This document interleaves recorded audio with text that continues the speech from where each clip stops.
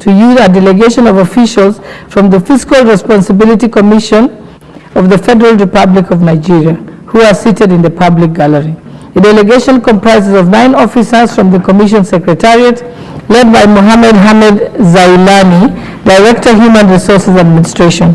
Honorable members, the Commission is the equivalent of our Commission for Revenue Allocation.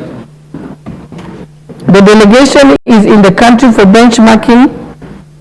benchmarking visit facilitated by the International Monetary Fund, Africa and technical assistance to guide insights on a broad spectrum of technical and good public finance practices. They are also networking with the public finance institutions in Kenya, including the Parliamentary Budget Office and the relevant committees of the National Assembly.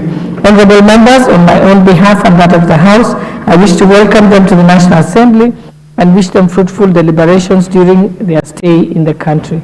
Thank you.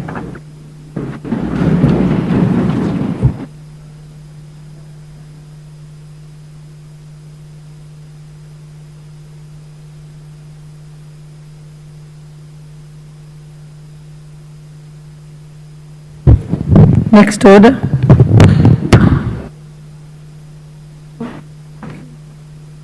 We have another team of visitors that honorable members, I wish to introduce to you a delegation of students from Starehe Boys Center and School who are seated in the Speaker's Gallery.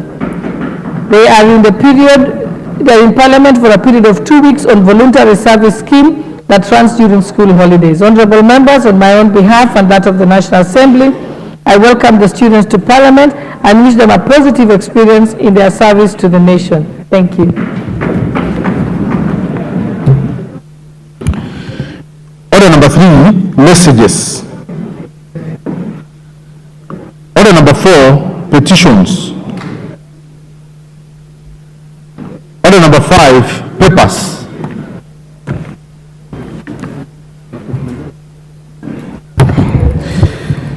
Thank you, Honorable Speaker. I beg to lay the following papers on the table of the House today, Thursday, April 11th, 2024. 1. Report of the Auditor General and the financial statements for the year ended 30th June 2023 in respect of the following. New Kenya Planters Cooperative Union PLC, New KPCU, the Kenya National Bureau of Statistics, Kenya Industrial Estates Limited, Export Processing Zones Authority, New Partnership for Africa Development, Africa Peer Review Mechanism, NEPAD, APRM, Kenya Secretariat, New Kenya Cooperative Creameries Limited, Rongo University, Kisii University, Privatization Commission, Unclaimed Assets Trust Fund, Public Procurement Regulatory Authority, Staff Loans Scheme Fund, Staff Mortgage and Car Loan Scheme, Kenya Deposit Insurance Corporation, Credit Guarantee Scheme, Financial Reporting Center, Kenya Institute for Public Policy Research and Analysis, KIPRA, the Kenya Institute of Special Education, Special Economic Zones Authority, Small Enterprises Finance Company Limited, Local Authorities Provident Fund, Kenya Accountants and Secretaries National Examinations Board,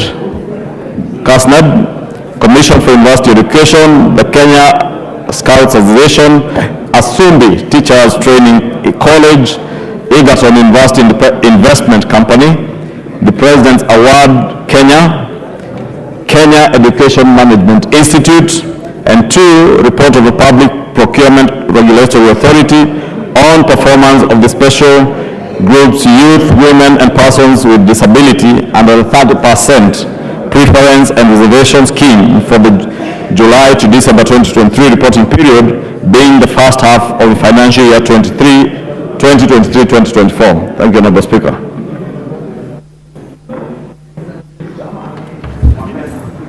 Chairperson for the Departmental Committee on Agriculture and Livestock.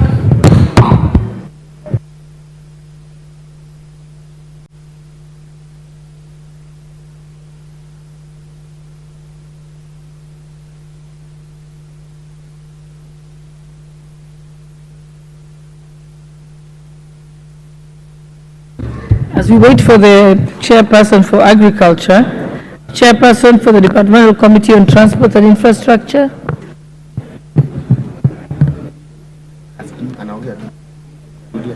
Chairperson for Transport and Infrastructure. Where is GK? You have a paper to present, Honorable GK? Okay, we'll go to the next one as you get yourself ready. And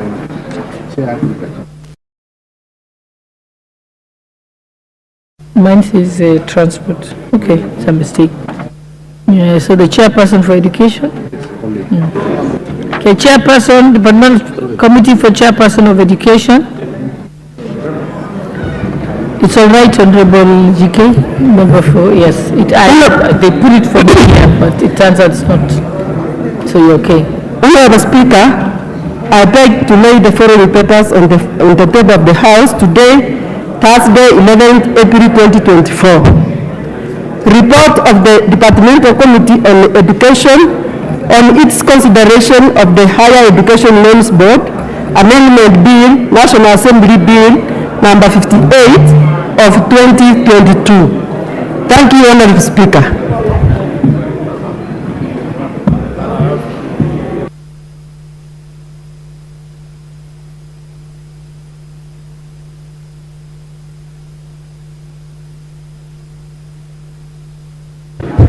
Thank you. Next is the chairperson for the Public Petitions Committee, led by the Vice Chair, Honorable Janet Sitiene, member for Tarbo.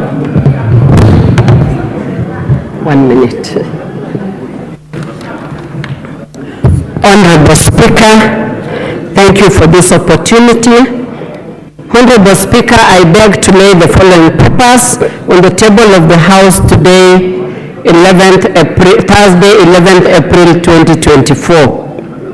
Reports of the Public Petition Committee on its consideration of the following petitions. 1. Public Petition number 11 of 2022 by Honorable Vincent Musyoka, MP, regarding pollution of River Athi.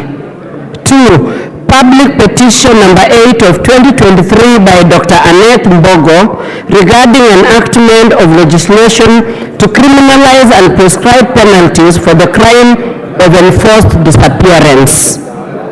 3. Public Petition number 13 of 2023 by Honorable Aramat Lemanken, MP, regarding access roads for residents of Narok East constituency.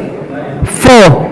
Public Petition number 34 of 2023 by the Honorable Timothy Kipchumba, MP, regarding the registration and dismissal of Mr. Joseph Kimeli Chebi by the Teacher Service Commission. And 5. Public Petition number 44 of 2023 by the Honorable Owen Bayer, MP, regarding enhancement of house allowances for teachers working and residing within Kilifi municipality. Honorable Speaker, I submit. Thank you. The Honorable Chairperson for the Departmental Committee on Finance and National Planning. Honorable Speaker, I raise understanding order number 127 to do the progress.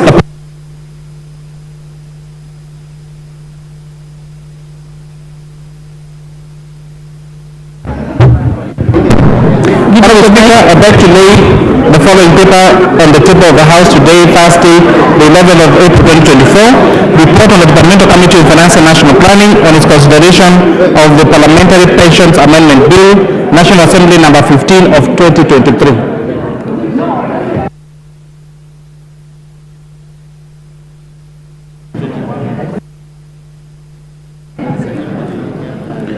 Order number 6, notices of motion.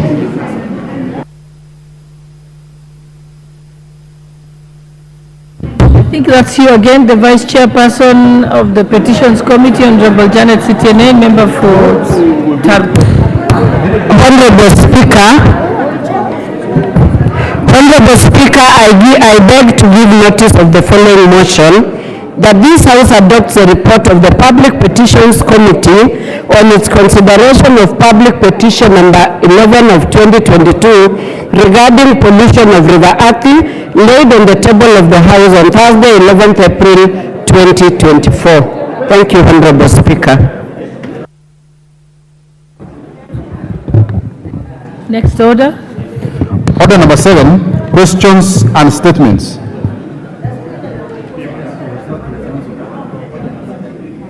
Okay. The one of Kainan.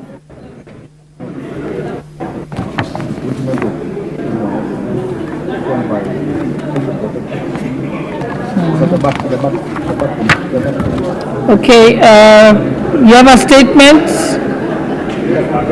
Question, the Honorable Member for Embakasi Central, Honorable Benjamin Gaviru. You have a question on the recruitment of the National Service? No, I don't have a question. It is the chair.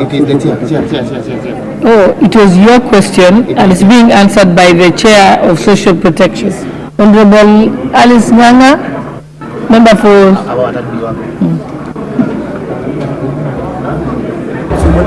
Just wait first. Honorable Alice Nganga, you're responding to the question of Honorable Benjamin Gaviru, MP for... Thank you, Madam Speaker. In response to the question for statement by Honorable Benjamin Gaviru, MP, before the Departmental Committee on Social Protection, reference is made to your letter, reference NADCC/SP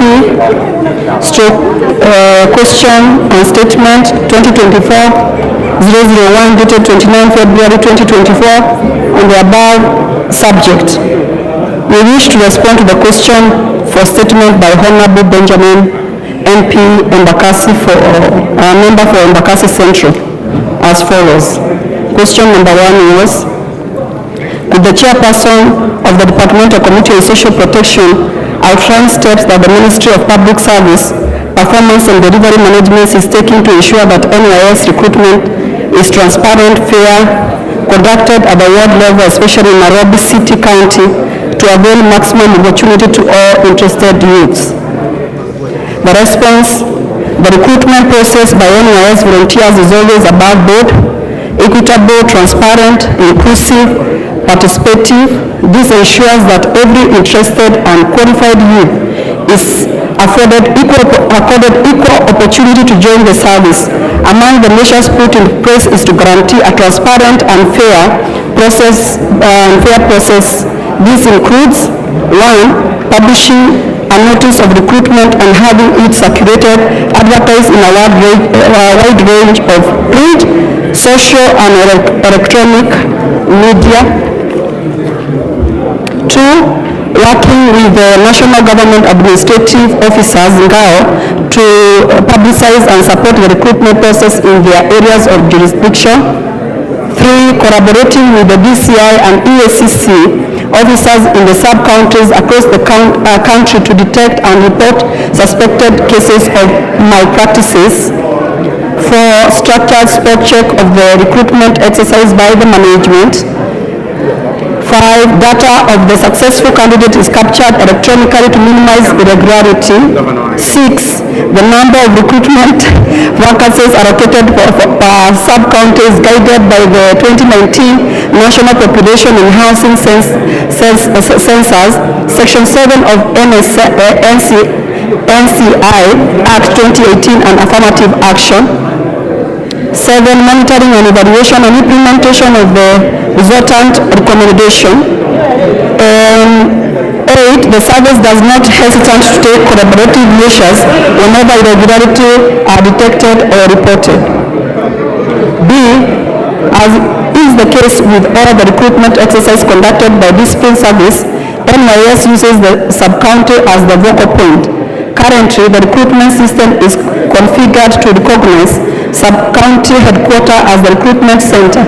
The service is not averse to the proposal by the Honorable Benjamin Gaviru to conduct recruitment at the ward level. However, the initiative would run into the following formidable challenges.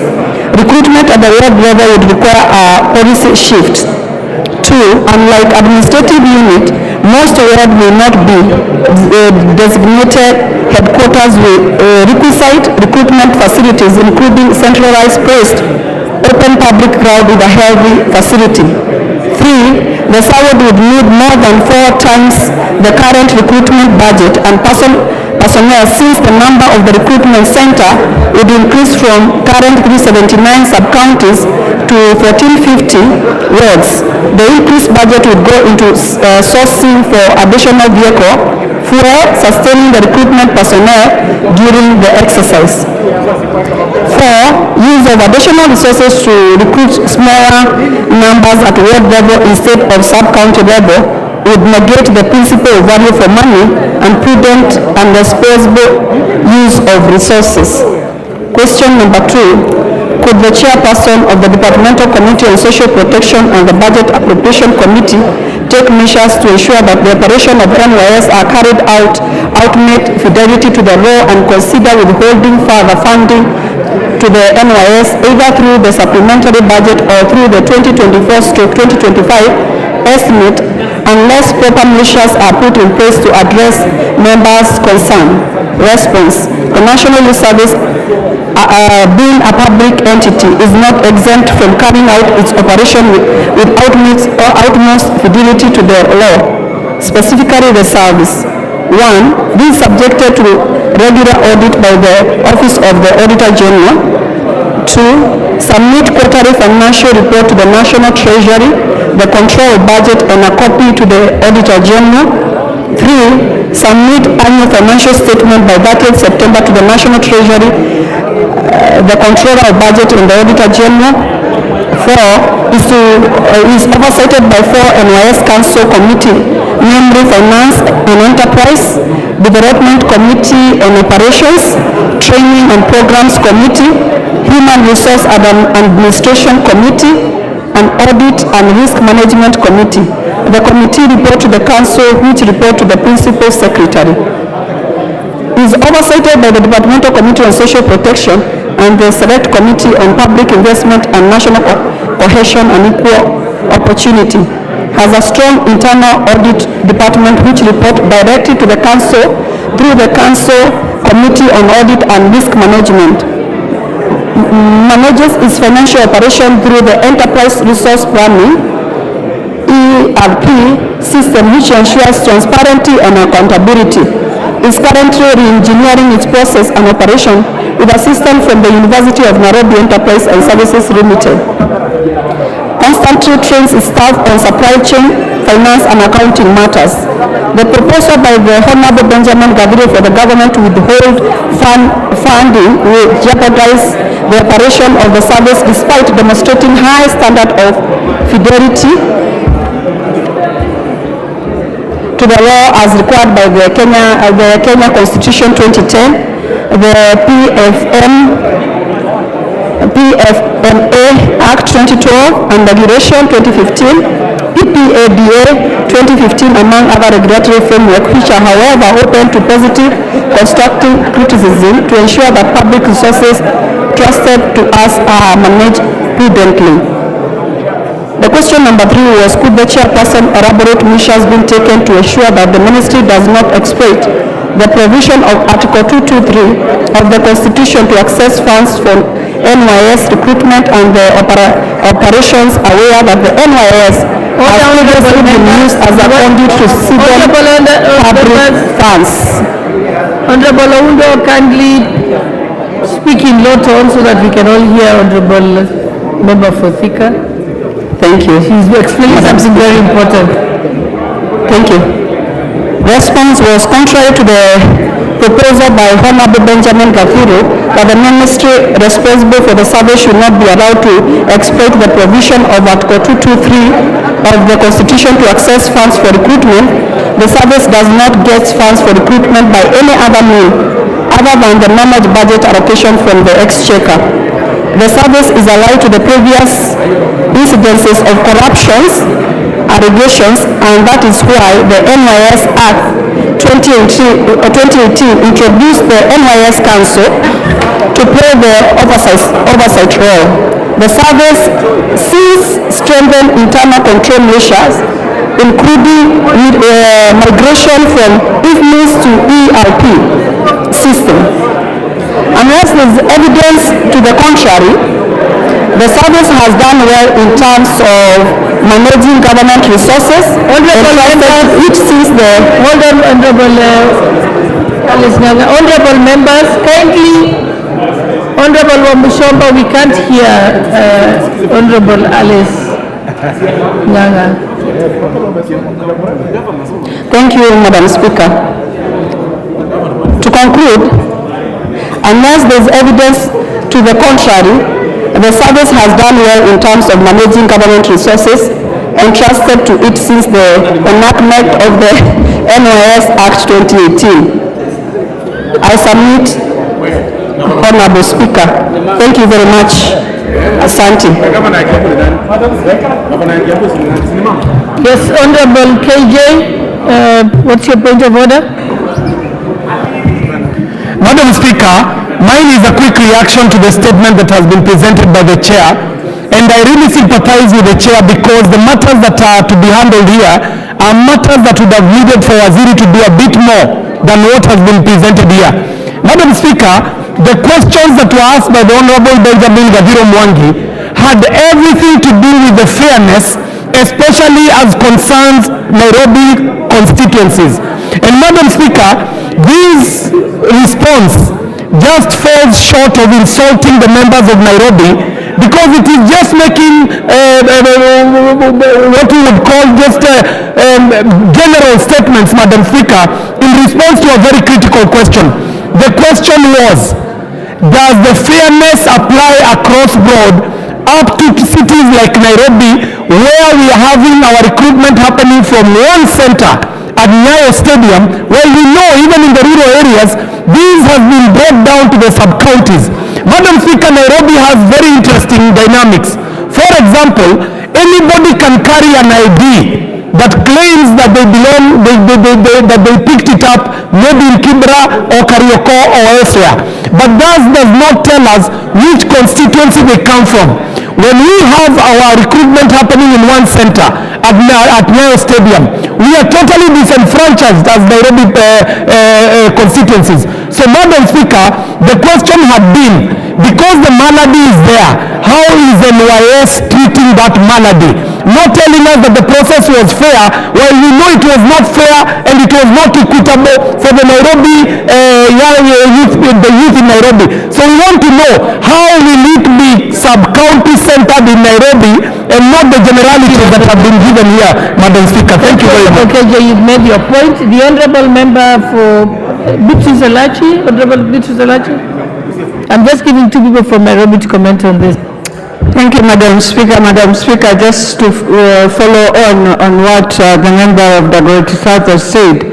Madam Speaker, I think what should be done and what the National Youth Service and the whole team that goes out for recruitment should do is to ensure, just the way you have done each constituency, then the 17 constituency, each of them to have their day of recruitment. And also, Madam Speaker, in that same scenario, they need now to inform us, this last recruitment, how many people came from each constituency? That, I think, was the most simplest thing that Nairobi was requesting, and I think they need to also tell us, is it a policy they only did for Nairobi, or how did they come to define that Nairobi we can park everyone at Nyayo Stadium and have a recruitment? Thank you, Madam Speaker. The Honorable Member for Embakasi, Honorable Ulwach. Yes, Honorable Anthony Ulwach, I can see you. Give him the mic.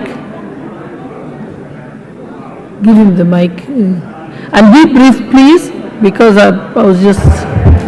Thank you, Madam I'll give Speaker. you 2 minutes. Yes, Madam Speaker, this matter is one that is very grave and central to members of Parliament of Nairobi. The crux of the matter is one that speaks to the question of equity, equalization, and equal opportunity. Nairobi County comprises more than 3-point-something million people. In terms of contributions to the exchequer and money that we contribute to the GDP, Nairobi constituency requires to be at the table where everything is being distributed. The idea that you can put 17 constituencies in one single place called Nyayo Stadium is an opportunity for people to give the opportunities that are supposed to accrue to Nairobi to other people. I have had the chair speak to the question of this decentralization would occasion additional budgetary implication. If that be the case, the Constitution itself has no limit to the amount of money that should be put in order to see implementation. Article 10 of the Constitution, and this is my final point, is one of the foundational principles under this Constitution. Nairobi demands equity. Nairobi demands to be at the table. This is the capital city, and we represent the people of these 17 constituencies. We request that you give a ruling that this CS comes before us and tells us how we can be able to get our people recruited at the sub-county level, the same way that all the 290 constituencies get. Nairobi cannot be disfranchised like this. I thank you, Honorable Speaker. Last, I'll give the Honorable Member for Starehe, Honorable Amos Mwago, and just keep it to 1.5 minutes, kindly. Thank you, Madam Speaker, because for giving me this opportunity to weigh in on this debate about the recruitment by different government agencies and institutions. Nairobi has become disenfranchised because even when they come to the recruitment, they want to look at the back of the ID and tell the persons who are being recruited to look at the back of the IDs. And you know too well, Madam Speaker, that there's nobody who was born in Nairobi. Most people have come from up country, and it's only us the MPs who know our registered voters. We have the biggest number of registered voters in this country. Nairobi County accounts for 11% of the registered voters in this country. But when it comes to opportunities and these recruitments, we are left to be combined in a common area, whereas our population is so big. So we're asking, now that the government has said that 80% of recruitment for KDF soldiers and the police will come from people who have gone through NYS, we just ask, it's only fair that Nairobi is given an equal opportunity when it comes to these recruitments, and it happen at the sub-county levels. For example, Starehe, I have 189,000 registered voters, and so many youths languishing in poverty in the informal settlements. If they are not given these opportunities, they don't have a chance in life to make their life better. We have the highest number of people who have not gone to school, and these people depend on these government jobs, and it is only fair that Nairobi be considered. Even in matters of population, will be given more opportunities and more slots in these recruitments. Thank you, Madam Speaker. I submit. Honorable Chairperson, I will just give you 2 minutes to respond or clarify. Thank you, Madam Speaker. Madam Speaker, as the norm of this House, when a question is asked at the floor of the House, the committee usually.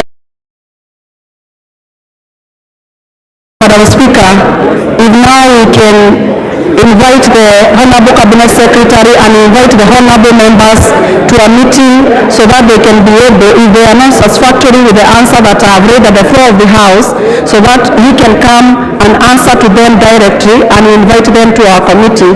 That is my suggestion, Honorable Speaker. Thank you. It's so noted. Next is a response by the Honorable Sirma, Chairperson for the National Government Constituent Development Fund. You're responding to the question by the Honorable Member for Soy. What? There's a problem in the fund. There's a problem, sound problem. Madam Speaker,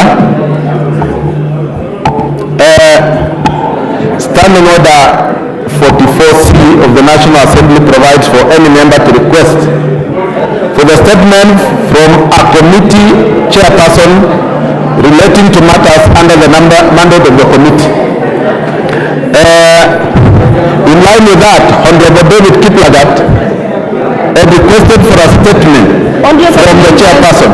Honorable members, let's try and be silent. It seems like we have a problem with the sound system. Yes.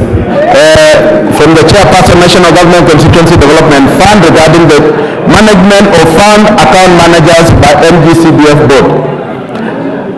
Honorable Speaker, pursuant to the above and in response to the statement requested, the National Government Constituency Development Fund Board responded to the statement of Honorable Kiplagat as follows: that the National Government Constituency Development Fund Board is established under Section 14, 15 and 16 of the NGCDF Act 2015 as amended in 2023 as a body corporate under the Cabinet Secretary for the time being responsible for matters economic planning and development.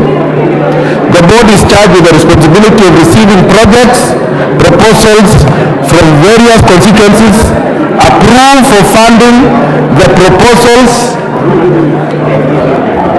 that are in conformity with the Act and disburse funds to the constituencies with respect to the approved project proposals amongst other functions. Section 22(1) of the Act provides that the board shall appoint such officers and other staff as are necessary for the proper management of the fund and discharge of its functions under this Act upon such terms and conditions of service as it may determine. Further, Section 12(3) provides that the fund account manager shall hold authority to incur expenditure of the funds at the constituency account. The approved staff establishment of the board provides for 297 positions of field operations officers FOO who are either deployed to the headquarters or the constituencies as fund account managers. Honorable Speaker, on the matter of constituencies,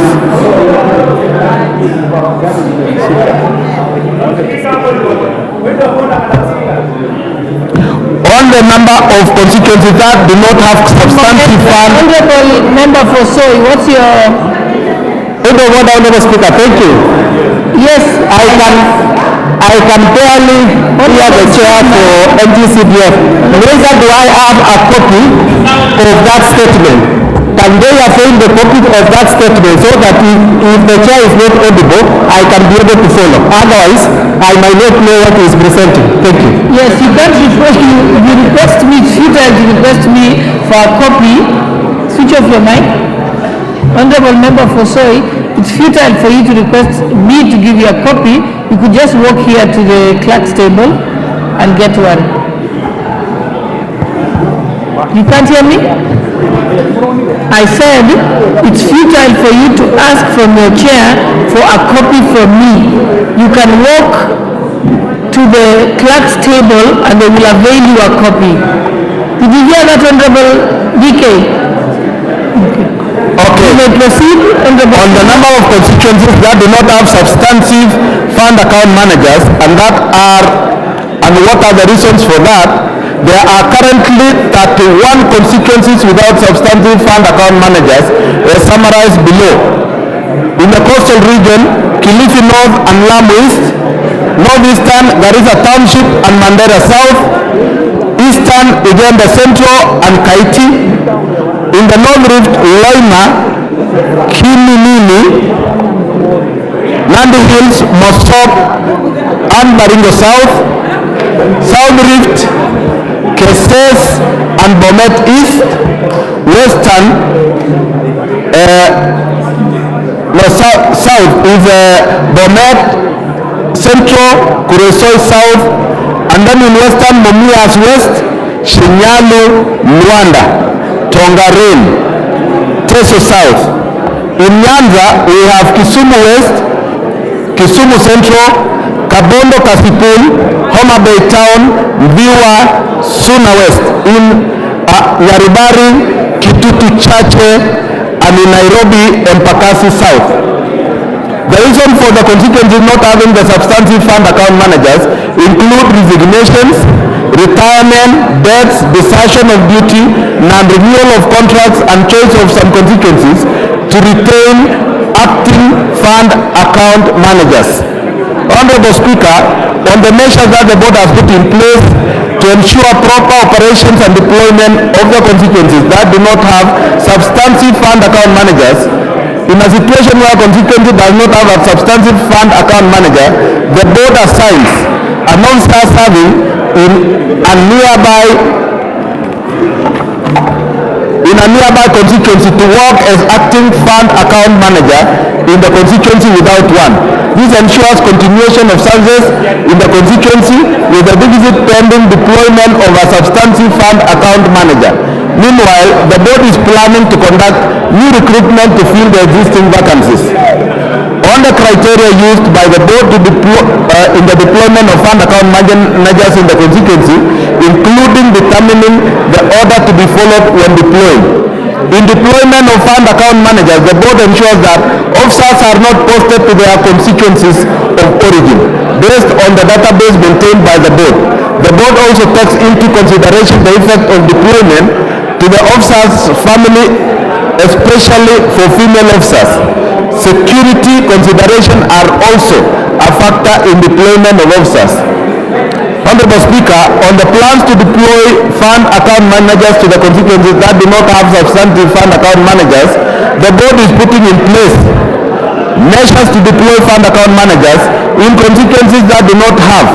These measures include expediting conclusion of disciplinary process for officers on interdiction and recruitment of new staff to fill the vacancies. Honorable Speaker, on the number of fund account managers that are currently not deployed and why, there are 23 officers not deployed to the constituencies for reasons shown below. On interdiction, 5. On suspension, 1. Deployed to head office or regional office, 16.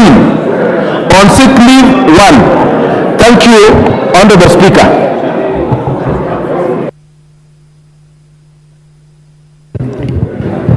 Yes, the Honorable Member for Soy, Honorable David Kiplagat. Okay, thank you, Madam Speaker.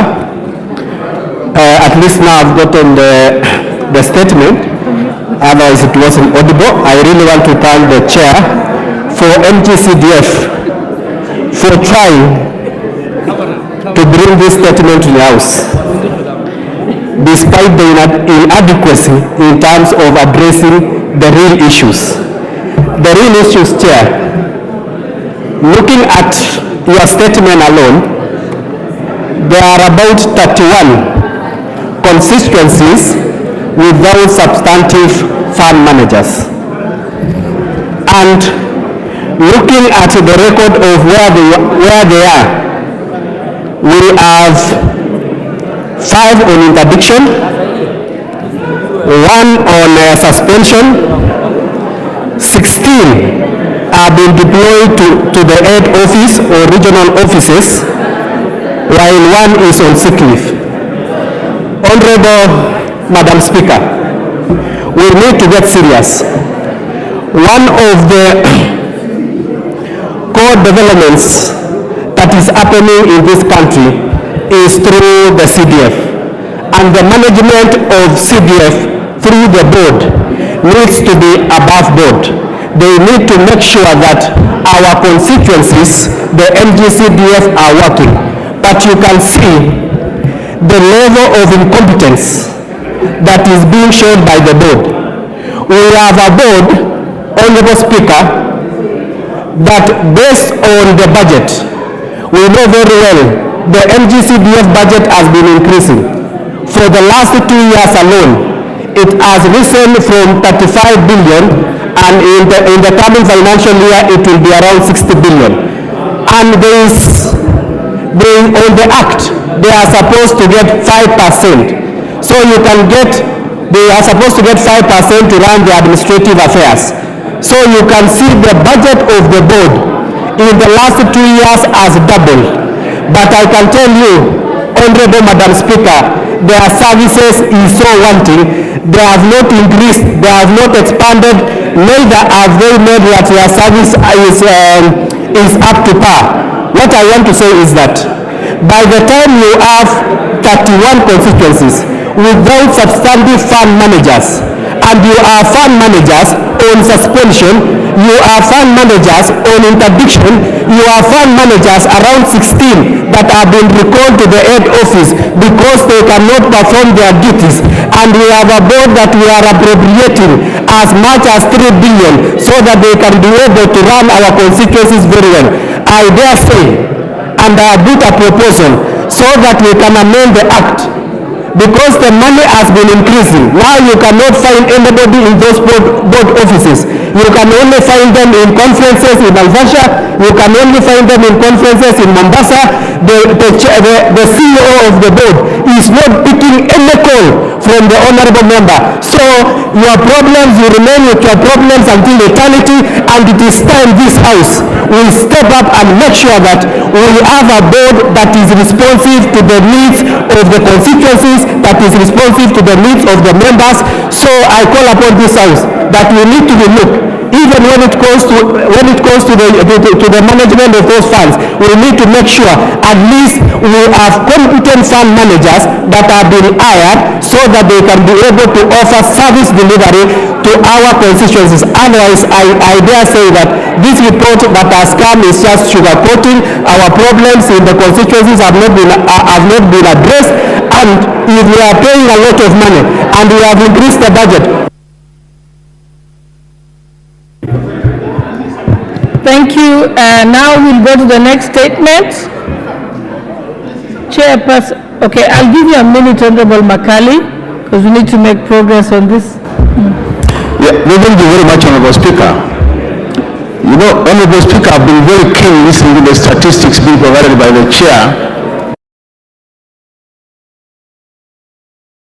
And while the statistics make a lot of sense in terms of where we are, I think there are about two fundamental questions which I think the chair of that committee needs to ask himself.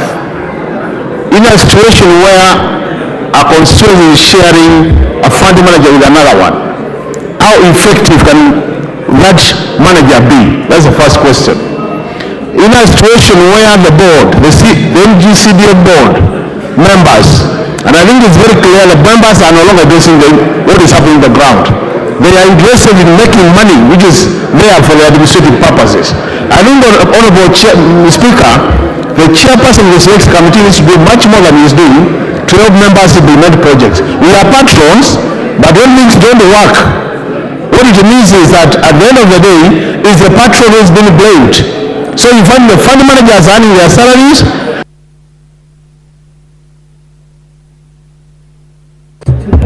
Now, the chairperson for agriculture, you also have a response. Honorable Mutunga. Just one minute. What's your point of order, Honorable Nikal? Thank you, Madam Speaker. As you are aware and you have indicated to me, I had a motion of adjournment, and the time should have actually been. I will get to you, Honorable Nikal, you're on my schedule. Because now we are at statements. I will allow you at statements. Honorable Nikal, we are just completing with the responses to questions asked previously. And so we're going to have the chairperson for agriculture to respond. After that, I will go, if you look at your order paper, I will go to the statements, and the first statement is on KWS, the second statement will be on Sunuka Airstrip, and the third one will be from Honorable Kainan, and thereafter Honorable Member from Mwea, then yourself. So you're on the schedule, Honorable Nikal. Thank you. You may proceed, Chairperson for Agriculture. Thank you, Honourable Speaker. Honourable Speaker, pass on to the standing order number 44-2C. The Honourable David Kiplagat MP requested for a statement on 7th of March 2024 regarding the distribution of subsidized fertilizers to farmers. Honourable Speaker, the Ministry of Agriculture and Livestock Development responded as follows to the issues raised in the statement. The first issue was what is the quantity of subsidized fertilizers stocked in National Cereals and Produce Board across the country vis-a-vis the targeted number of farmers and acreage of land. Honourable Speaker, the response from the Ministry reads as follows. That the government plans to procure 12.5 million bags of fertilizer. The quantity of subsidized fertilizer stocked in NCPB depots across the country for the long rain season is 7.5 million bags. Currently, 4 million bags are being distributed to the farmers. The second issue that farmers in the North Rift vouchers to purchase fertilizer from retailers at a subsidized price of 2,500 shillings per bag in the event of shortage of the subsidized fertilizers at the NCBB depots. And the ministry stated that the e-voucher cannot be used to purchase fertilizer from retailers. The government has put in place mechanism to ensure that there will be no shortage of fertilizer at the SCB depots. Honourable Speaker, the response goes further to say that NCBB has set up last mile redemption selling centers close to the farmers in collaboration with the county governments to improve access. NCBB has sold 330,650 bags of 50 kilograms for the long rains in the North Rift region. Without issue that he raised was what mechanism has the ministry put in place to ensure that farmers in the North Rift receive the subsidized fertilizers in the next 1 week before the planting season begins. Honourable Speaker, here the response that NCBB has put in place a distribution plan in conjunction with all contractors and suppliers to ensure that the required subsidized fertilizer reaches all the depots and last mile centers in time before the planting season begins. The fertilizer distribution schedule starting on 11th of March 2024 and we have a table on our speaker which basically shows that was in issue. The first week was given 63,800 bags. Second week 59,600. Third week for 6,400. Fourth week for 6,400 and total is 215 bags. Kitale was been got in the first week 12,000 bags. Second week 16,000, third week 12,000, fourth week 10,000 and total is 50,000. Kapenguria got 8,000 first week, 10,000 second week, 6,000 third week and 6,000 fourth week, totaling to 30,000 bags. The Elgay Marakwet got 4,200 bags the first week, second week 3,000, third week 1,800, fourth week 1,200 and the total is 10,200. Honourable Speaker, for the entire region, North Rift, I've got the first week 87,000, second week 88,600, third week 66,200, the fourth week 63,200 and the total for the 4 weeks is 305,400. The fourth issue was what modalities are the ministry put in place to enhance the effectiveness of the e-voucher system in order to minimize the long queues at the depots. The ministry has put in place the following modalities to ensure effectiveness of the e-voucher system. A. Timely release of both planting and top dressing e-voucher to all registered farmers for all the value chains. B.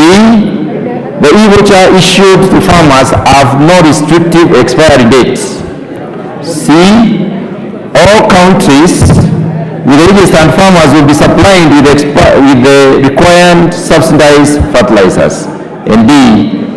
Identifying last mile centers to be named by NCPB and county governments at one level to improve access to all farmers. Thank you, Honourable Speaker. I submit. Thank you. You want to say something about it, Honorable DK? Honorable Madam Speaker. Okay. Yeah, so I have a right of response. I understand. It's only that maybe today my statement came at once, so and I wish I had contributed on the other one. I was not able to finish my. Anyway, I'll continue. Your minute, so you better proceed. Okay. Madam Speaker, I want to take, at this point, I want to thank the Chair for Agriculture for that comprehensive statement in terms of distribution. When I was seeking for the statement then, the farmers had a lot of difficulty in terms of accessing subsidized fertilizer. but things on the ground have really improved now, and farmers are able to access. So at least the pressure has gone down. Maybe in future, what I want to urge the ministry is to make sure that at least given that these periods in which farmers expect to have fertilizer are known, they need to work on their procurement so that by December, January, the farmers are able to access the subsidized fertilizer, both in terms of the planting fertilizer and the top dressing fertilizer, so that we don't witness these long queues when the rain starts and it gets us off guard. Lastly, we know there is the issue that is affecting the fertilizer in general, that is the fake fertilizer, which the committee is now looking at it. Once that report is in this house, I think we shall say more on behalf of the farmers of the North Rift. Otherwise, I really want to thank the chair for that statement, and I want to assure the house that at least the pressure has gone down. Thank you. Thank you. I think now we can go to questions, and we have a question by the member for Tiati, the Honorable William Kanket.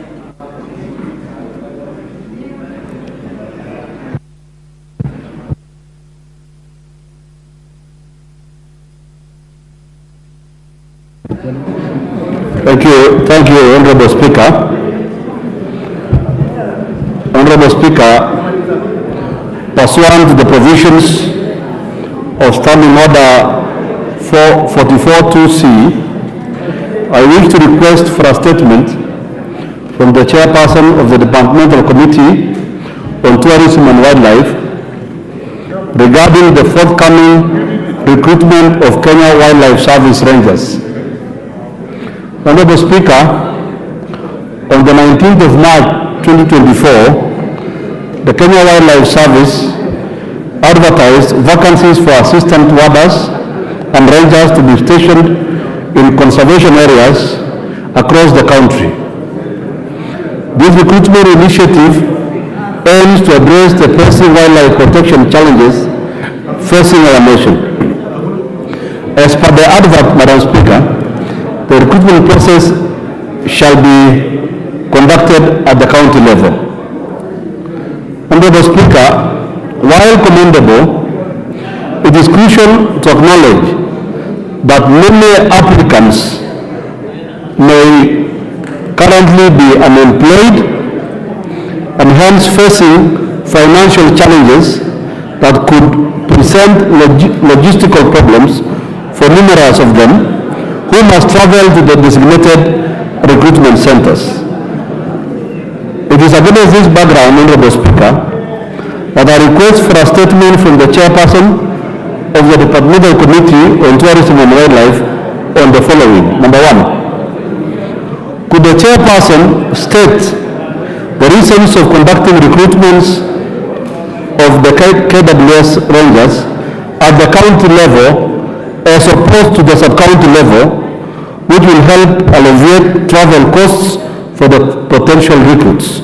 Two, could the chairperson, Madam Speaker, address as to whether there is a possibility of relocating the recruitment venues to the sub-county level?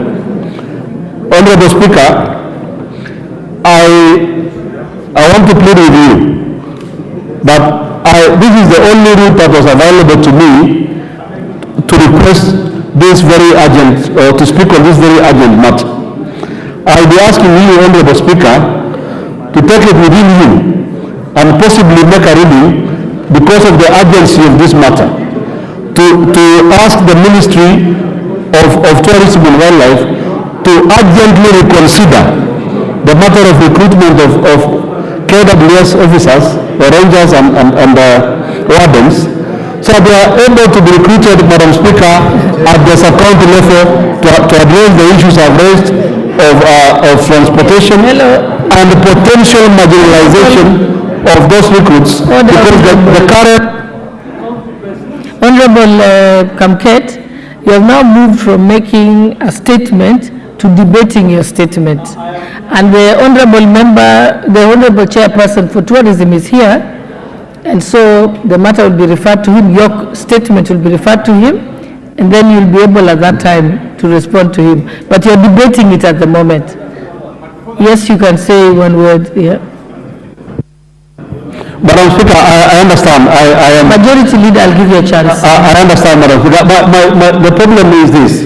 This is an extremely urgent matter, given that recruitment begins next week. And I am seeking a consequential ruling from you, Madam Speaker. But this matter, I had only to go this route because I have no other route. But I'm asking, Madam Speaker, because given the urgency of this matter, could you kindly just ask that this matter either be postponed and pushed to sub-county level because of the urgency, because it begins next week. And the current county level recruitment is anti-hustler, is anti-people, is anti-the youth who are not able to travel the long distances to the county level. That's all I'm asking, Madam Speaker. Yes. Actually, you make a very good point, Honorable Kamket, but I think if you want a shorter route, because it's urgent, then you can, we've referred to the Tourism and Wildlife Committee. You can seek that they summon the Minister or the PS, and then you can be able to attend it, and then deal with it there. It's the quickest one. Okay. Thank you. Yes. You can give him the mic. Yes, Madam Speaker, could you make that ruling that the Cabinet Secretary be summoned tomorrow, because the recruitment begins on Monday next week, Madam Speaker. That's Friday. Yes, that's all I'm pleading with you, Madam Speaker. I will just seek. I'm not the chairperson of the Tourism Committee. I don't have powers to summon the minister, but I can direct that chairperson does summon the minister to be able to explain. And you can also use your lobbying skills with your colleagues to ensure that you can do it. I'll give you, what's your point of order, Minority Leader? Actually, the Honorable Speaker, I can see the dilemma in which you find yourself. I can see the dilemma in which you find yourself concerning this matter that has been raised by Honorable Kamket. It is indeed a very weighty matter, and it calls for some unique intervention. I don't know which one. Honorable Speaker, you know, as a House, we don't want to be seen to be micromanaging the executive. I wish the leader majority would listen to me. The matter that has been raised by the Honorable Kamket, it requires some unique intervention. Because as you know, Honorable Speaker, the recruitment is starting next week. And if it is left the way it is, then young Kenyan children, young Kenyan youth are going to be required to walk or travel long distances to the county headquarters. I'm imagining, Honorable Speaker, a county like Marsabit. Is it Marsabit? Yes. Marsabit. You expect somebody to come from Moyale at the border with Ethiopia to travel to Marsabit town to participate in an exercise of the recruitment of the KWS Rangers. Honorable Speaker, that is one sure way of disenfranchising Kenyan youth. I think something extraordinary can be done even at this late hour. And Honorable Kamket, I support your position. To decentralize this exercise to the sub-counties, to the constituencies, then it can be suspended. Because the world is not ending tomorrow, the world is not ending today. We can suspend it and have it done in a manner that meets the expectations of Kenyans, majority of whom I know actually support to equity. Honorable Speaker, thank you. Thank you. But I think, again, I'll say, I think the quickest way is to actually get the minister summoned to the Committee on Tourism. But Majority Leader, you have a point of order? Thank you, Honorable Speaker. Honorable Speaker, I rise to support this statement by the Honorable Kamket.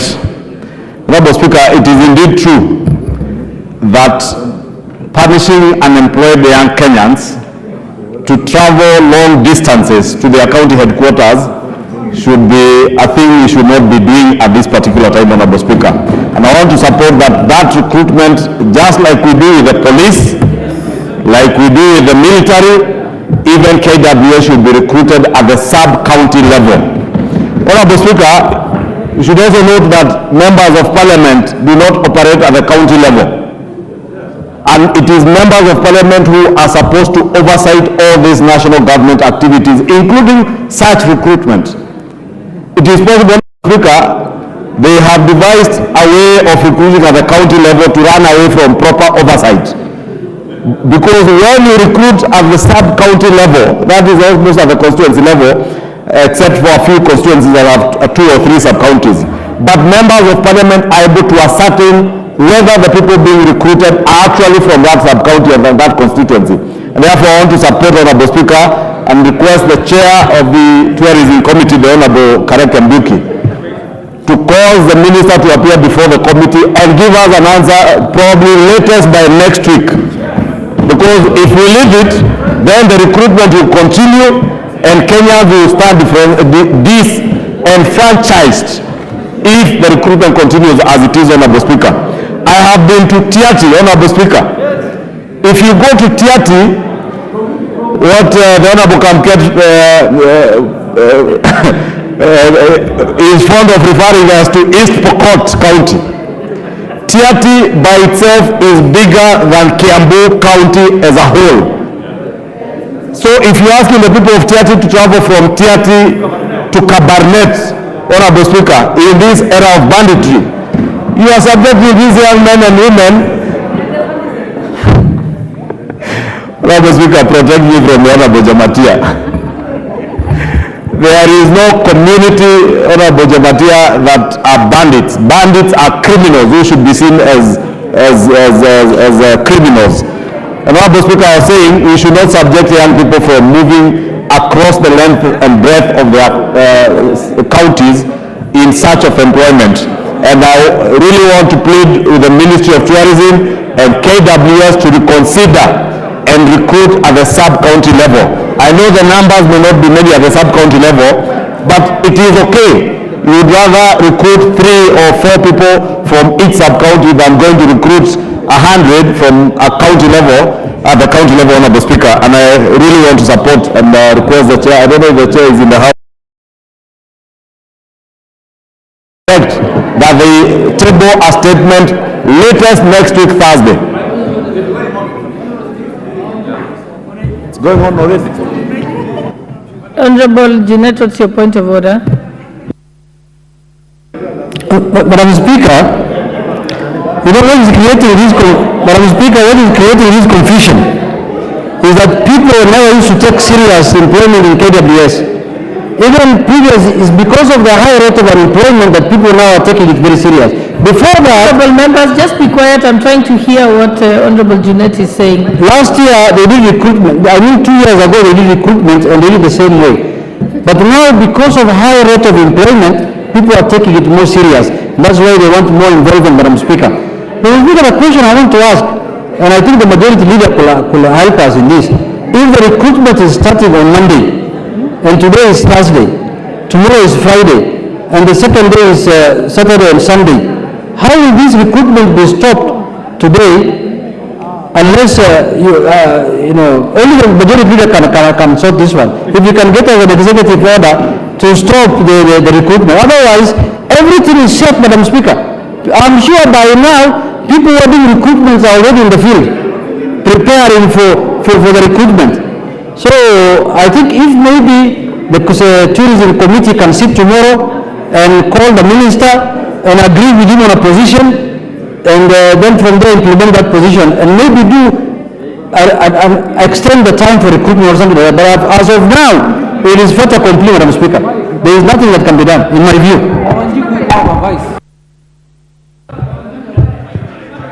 Honorable KJ, you had spoken to this matter before, so let's go to the Honorable Member for Embakasi South, Julius Mwathe, but it's actually the same argument, because I know that your issue was also about recruitment and that it was being done in Nairobi County in one place at Nyayo Stadium. So it is the same argument. So let's give another member from Nairobi who wasn't there to say something. Proceed.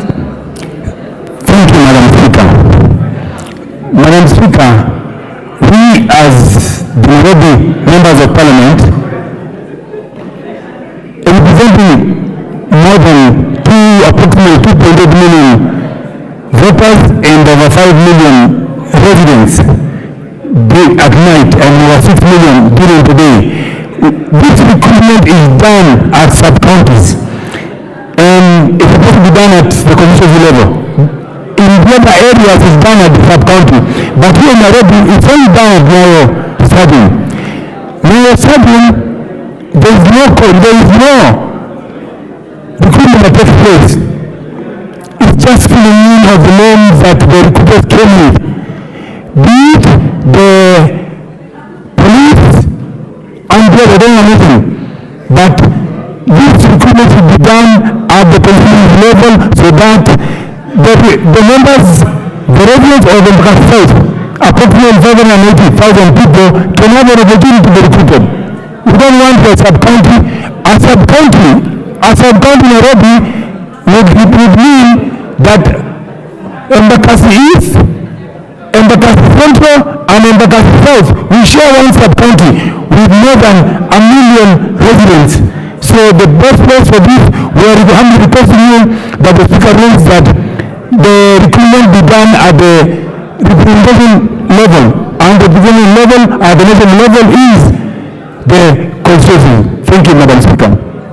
Thank you, and I can see that the Honorable Vice Chairperson of the Committee on Tourism and Wildlife, Honorable Kawanjiko, member for Kiambaa, is here and is not listening. Honorable Vice Chairperson, you've heard the sentiments of members. Thank you, Madam Speaker. No, you don't, I just want giving you directions. I'm giving you directions, Honorable, just because your chairperson is not here, so that you can ensure that your committee summons the minister as soon as possible. The letters can go out as early as Monday. Then they can be able to know that there's a crisis with the recruitment. So, and summon the minister so that, because they said this matter is urgent. So you're here to take those instructions on behalf of your chair. Thank you. Make a comment. Okay, honorable members, let us now go to the next statement. The statement by Honorable Onchoke, member for Bonchari.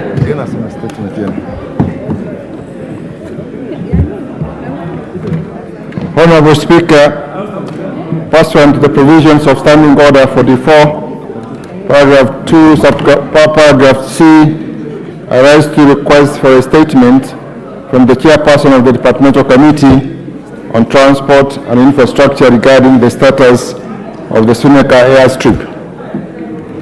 Honorable Speaker, Suneka airstrip was established during the British colonial administration and stands as a testament to Bonchari's rich history and heritage.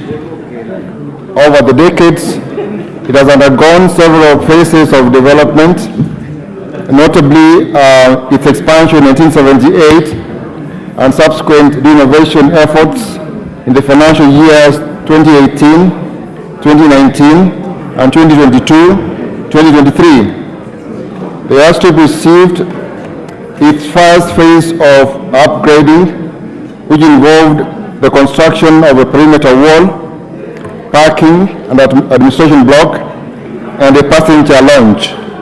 In the year 2022, the government announced plans to expand the airstrip runway to accommodate bigger airplanes and aircrafts. However, despite these significant investments by government, the Suneka airstrip is in a state of disrepair. The runway lies dilapidated and the once promising facility now sits largely abandoned. Honorable Speaker, the unfortunate state of affairs not only undermines the Suneka airstrip's historical significance, but also jeopardizes its economic potential for this region. Urgent action is therefore warranted to rectify its current state of neglect and restore it to its rightful position as a vibrant hub of activity and opportunity. Honorable Speaker, it is against this background that I request for a statement from the chairperson of the Departmental Committee on Transport and Infrastructure on the following. 1. What are the underlying reasons for the prolonged delay in completing the renovation and rehabilitation works despite the allocation of substantial funds. 2. What plans has the ministry put in place for the resumption and completion of the critical infrastructure projects at the Suneka airstrip? And 3. Could the chairperson provide strategies and mechanisms aimed at ensuring that sustainable maintenance and efficient operation of the airstrip to safeguard its future viability? I thank you, Honorable Speaker.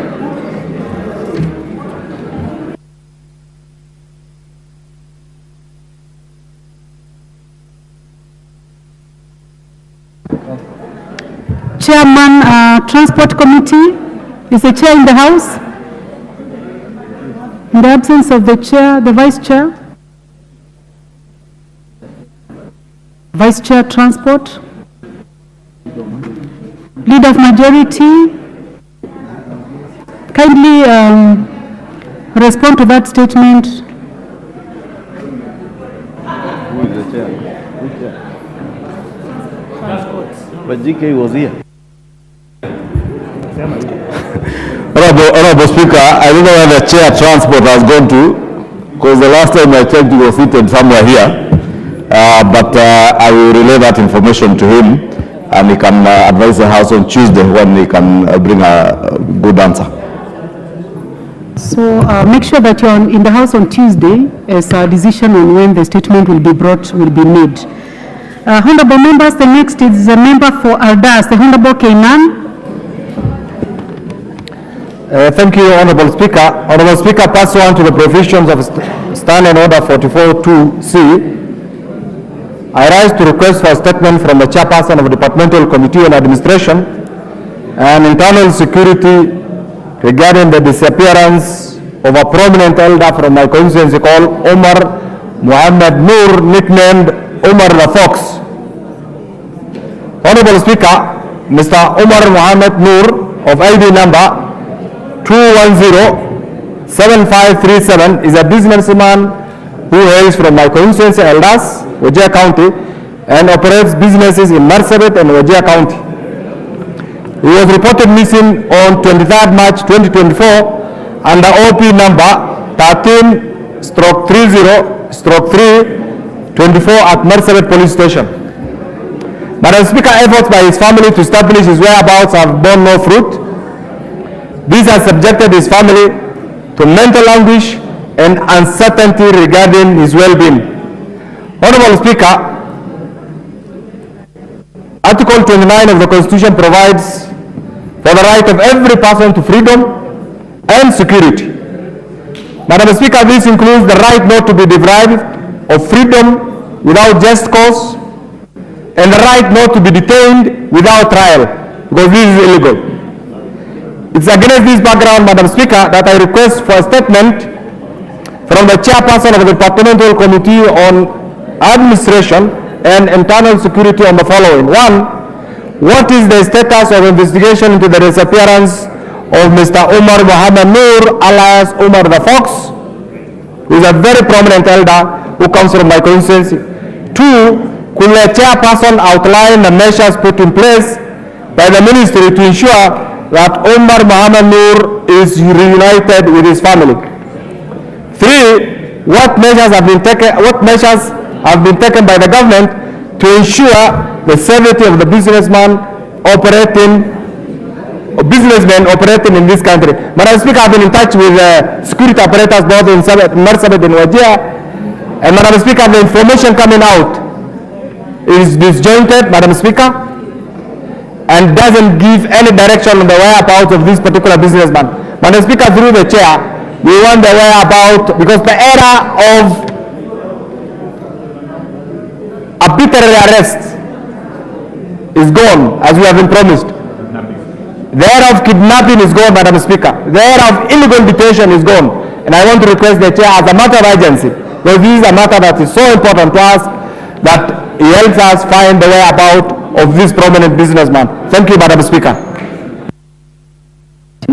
Thank you very much, Honorable Kenan. Chair Security, the Vice Chair. please proceed.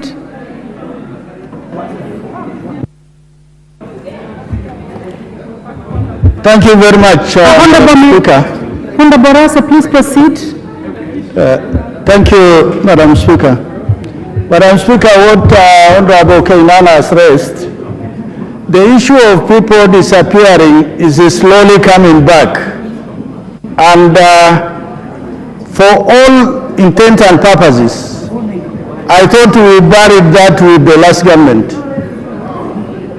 The idea of Kenyans disappearing, when there are law courts, when there are law enforcers, if anybody is believed to be involved in crime, they must have their day in court.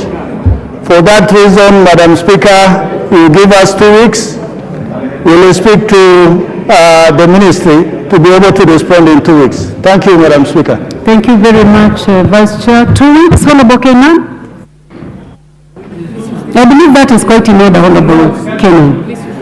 Madam Speaker, we are talking about the arbitrary arrest, disappearance, and my good friend, the Honorable Raso, a distinguished member and our patron, I thought will be the first person to say that he will submit this report within the shortest time possible. So I want to believe with him. 2 weeks is such a long time. Because we don't know whether this person is dead. Madam Speaker, if there is an issue of criminal in nature, the law requires that first investigations be conducted, the person be arrested, arraigned in court, and subjected to the criminal justice system. Madam Speaker, just like he has alluded, I thought some of these things were done with the past regimes. So I want to believe with my patron here. 2 weeks is such a long time. Can you give us an answer by Tuesday so that we know whether this person is alive or not? Can we have the answer tomorrow or latest Tuesday? Honorable members, I see several interventions, but I do not want to encourage debate on this. I would like to ask the Vice Chair, based on the sensitivity of the matter, before I go to you, I'll give a chance to the Honorable Jeanette. 1 minute, Honorable Speaker, I'm shocked that the Vice Chair can say 2 weeks. Madam Chair, I want him to put himself in the shoes of the family that have lost that businessman. The status, the situation as of today, Madam Speaker, they are suffering, they are in agony, they don't know whether their person is alive or dead, Madam Speaker. And this is, we have been told extrajudicial killings are over, those things will never happen again. Can we produce that man dead or alive tomorrow? Tomorrow, not even 2 weeks or 3. Tomorrow morning, that man, their family should get the body or they should get the person. Honorable members, a statement that has been sought obviously has timelines, but I would like to go back to the Vice Chair based on the sensitivity of the matter as has been elaborated by the member for the Honorable Kenyan and also has supported by the Honorable Jeanette. Can you please respond on when is the shortest or the nearest that you can give us a response to this? Thank you. Honorable members, please let's give an opportunity to the member for SACU and the Vice Chair to respond. Thank you very much, Madam Speaker. I believe Honorable Kenyan is loud and clear. I think Kenya is governed by the rule of law. And we must work within the rules of the possible. And I think you give us 7 days as a committee to be able to push the ministry to be able to give us a response. Thank you, Madam Speaker. Honorable members, I think we put that to rest 7 days. Thank you. Well, the next statement is by the member for Mwea. Please proceed.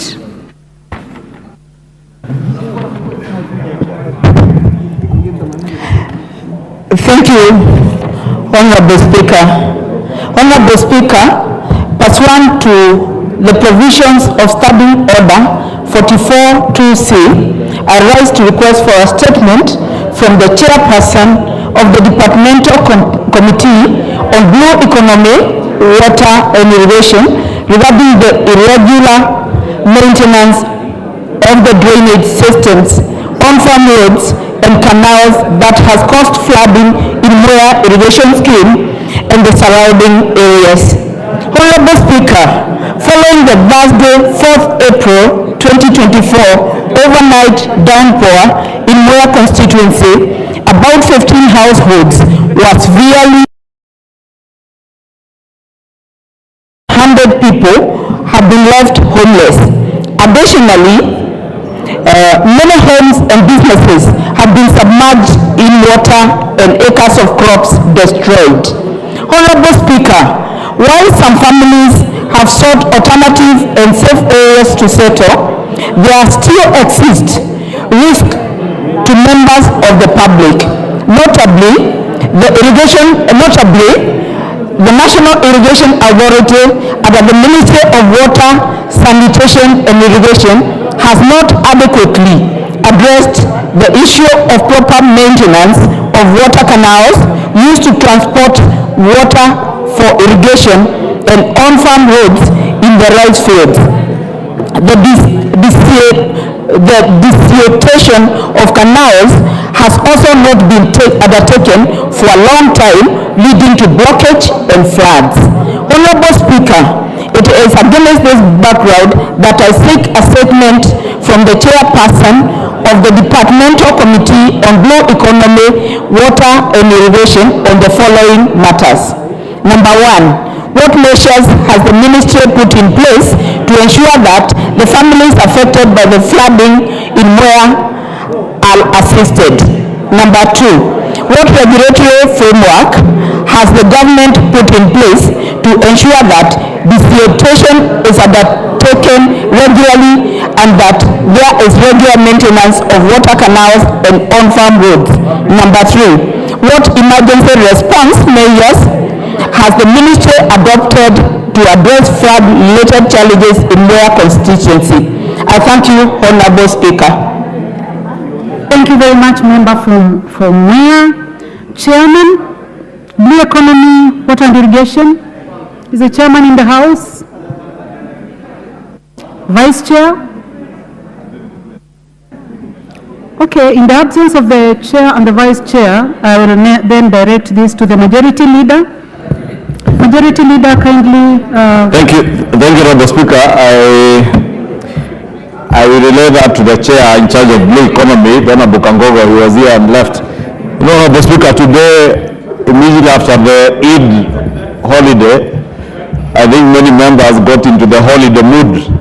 That is why you see our numbers are not very pleasing this afternoon. But I will make sure that the chair, the Honorable Kangogo, gives a statement, an answer to that statement by the member from Mwea in the course of next week. And indeed, I want to agree with the member from Mwea. And I saw the suffering that the people of Mwea are going through on TV the other day.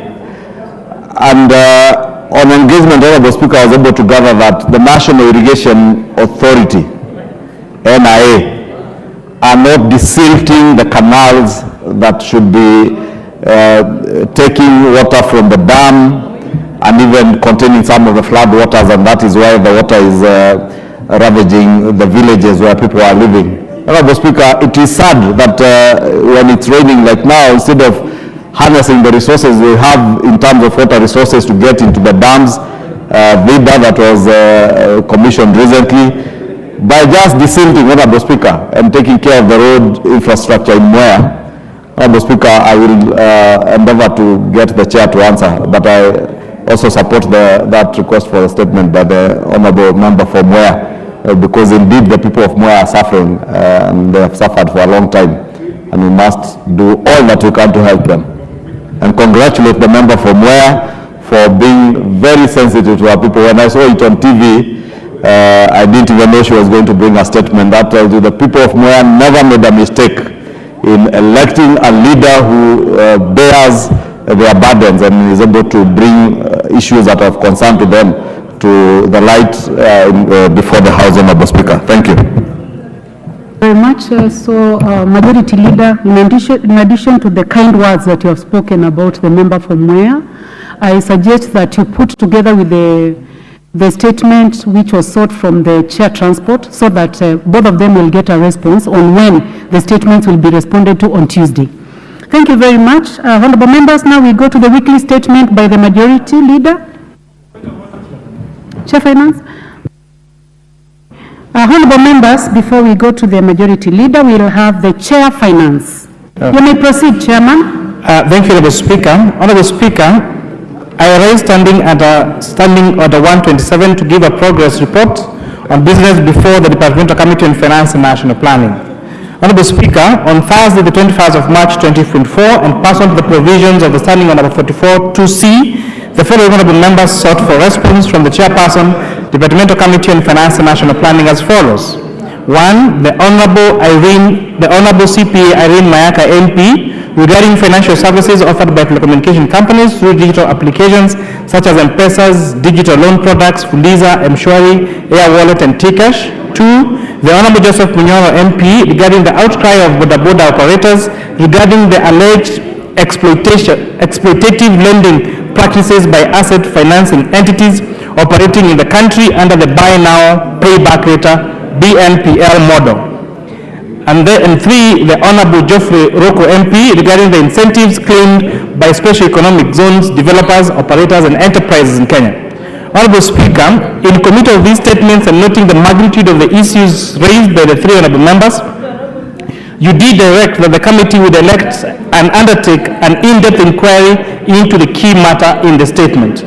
Honorable Speaker, in line with your direction and to facilitate a comprehensive inquiry, the Departmental Committee is placing an advert in the daily newspapers and other media outlets requesting views and presentations from the public on the key issues highlighted in the statements. The advert is expected to run this week. Honorable Speaker, additionally, I wish to inform the House that the Departmental Committee has already held preliminary engagements with the Governor, the Central Bank of Kenya, being among the regulatory entities in question. However, the committee has not been able to meet the National Treasury owing to the fact that the leadership of the National Treasury has been held up with the IMF mission review sessions that have been ongoing for the last 2 weeks, and they are scheduled to participate in the upcoming annual World Bank IMF meeting set to be held between the 13th and the 23rd of April 2024 in Washington, D.C.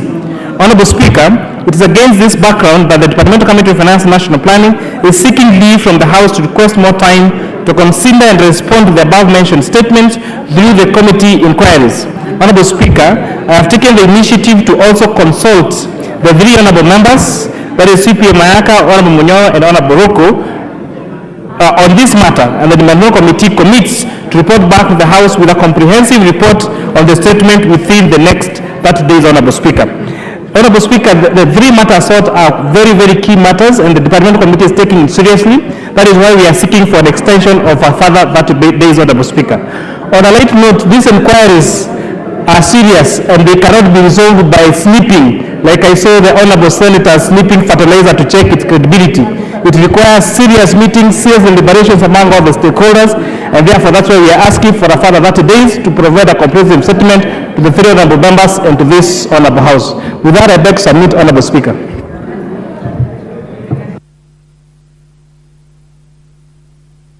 Chair, I was waiting so that you can request. How much more time do you need? Honorable Speaker, we request for 30 more days to lay the 3 comprehensive statements. 30 days? Yes, the Honorable Speaker, the Speaker requested that it may be an inquiry rather than a statement, and therefore, from to the banks, to Central Bank of Kenya, to National Treasury, 30 days will be sufficient. If it is an inquiry, this being an inquiry, then you deserve the 30 days. So you will have 30 days so that you can respond to all those issues. Honorable members, now let us proceed to the Majority Leader's statement. Majority Leader, it's your time. Sorry, Honorable Speaker, I was consulting with Honorable Junet, who is a very good leader from the minority. Honorable Speaker, pursuant to the provision of Standing Order 44-2A, I rise to give the following statement on behalf of the House Business Committee, which met on Tuesday, 9th April 2024, to prioritize the business for consideration during the week. Honorable Speaker, I also wish to officially welcome members back from the short recess, and I encourage you all to remain dedicated and focused as we continue in what promises to be a busy part of the session. I further urge committees with priority business pending before them to expedite all the business was to enable its conclusion by the House within the next few weeks.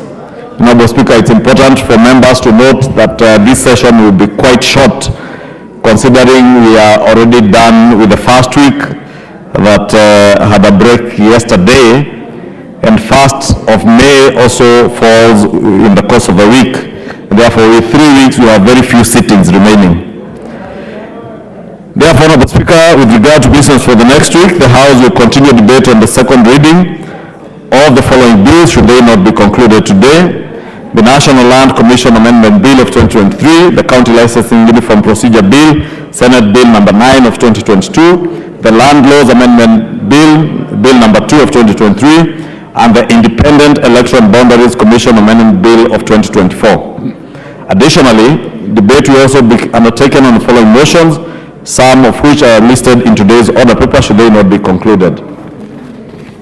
1. Reports of the Auditor General on the National Government Constituency Development Fund for the 5 constituencies in Vihiga County. 2. Reports of the Auditor General on the National Government Constituency Development Fund for 9 counties in Bungoma County.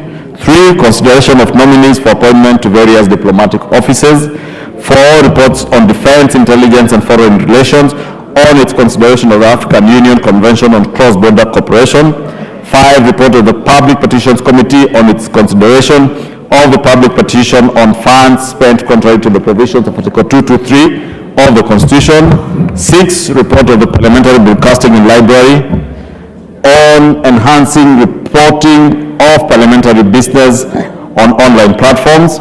7. Report of the Committee on Regional Integration on its inspection to the semi-autonomous institution of the East African Community in Uganda.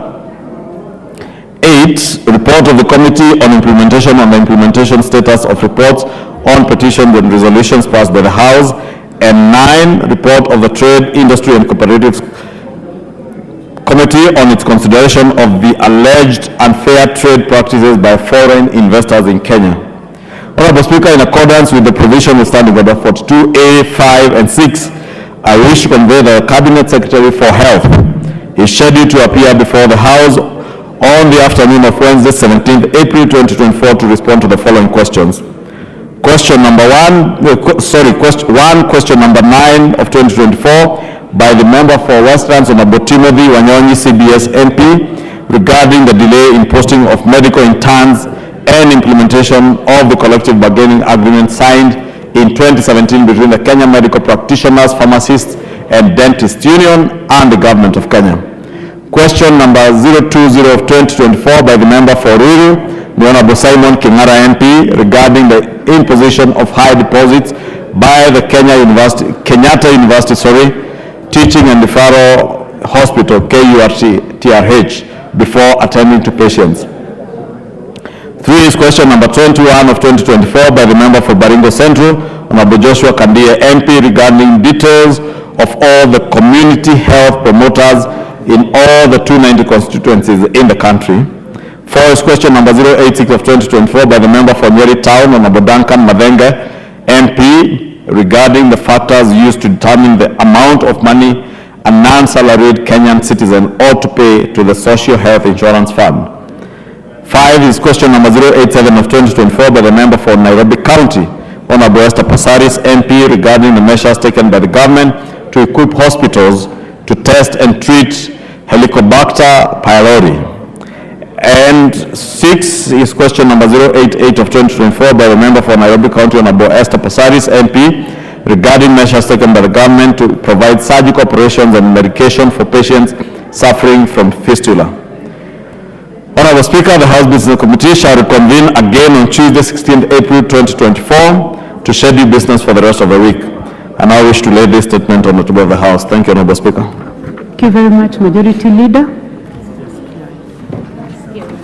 Honorable members, this afternoon, seated in the Speaker's Gallery, we have University of Nairobi Students Association, from Starehe constituency, Nairobi County, and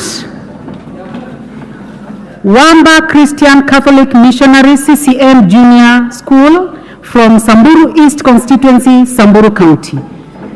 You are welcome to the National Assembly.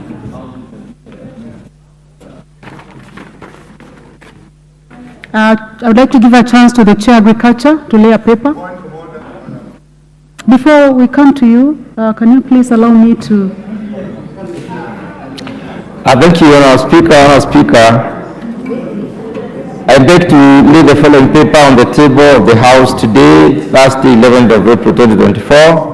Report of the Departmental Committee on the Agriculture and Livestock on its consideration of the Cotton Industry Development Bill, Senate Bill number 5 of 2023. Thank you, Honourable Speaker. Thank you, Chair. Honourable Nikal. On a point of order, yes. Madam Speaker, I had a motion of adjournment which I was told was approved by the Deputy Speaker. She came here at the time that the notices of motion passed. I drew her attention to it. She said she'll come back to it. She missed it. And then later on, she's giving me something on the floor here which has nothing. I want to know exactly what is the state of my intended motion of adjournment. Yes.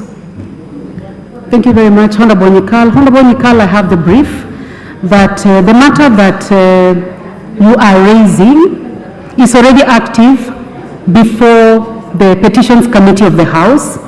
And this week on Tuesday, the Vice Chair gave an update on the same subject. And I am sure that you are listening to the Majority Leader as he gave the statement for next week. So on Wednesday, the Cabinet Secretary Health is scheduled to appear in the House, and you will get an opportunity to prosecute that matter in the floor of the House. So that is the brief that I have.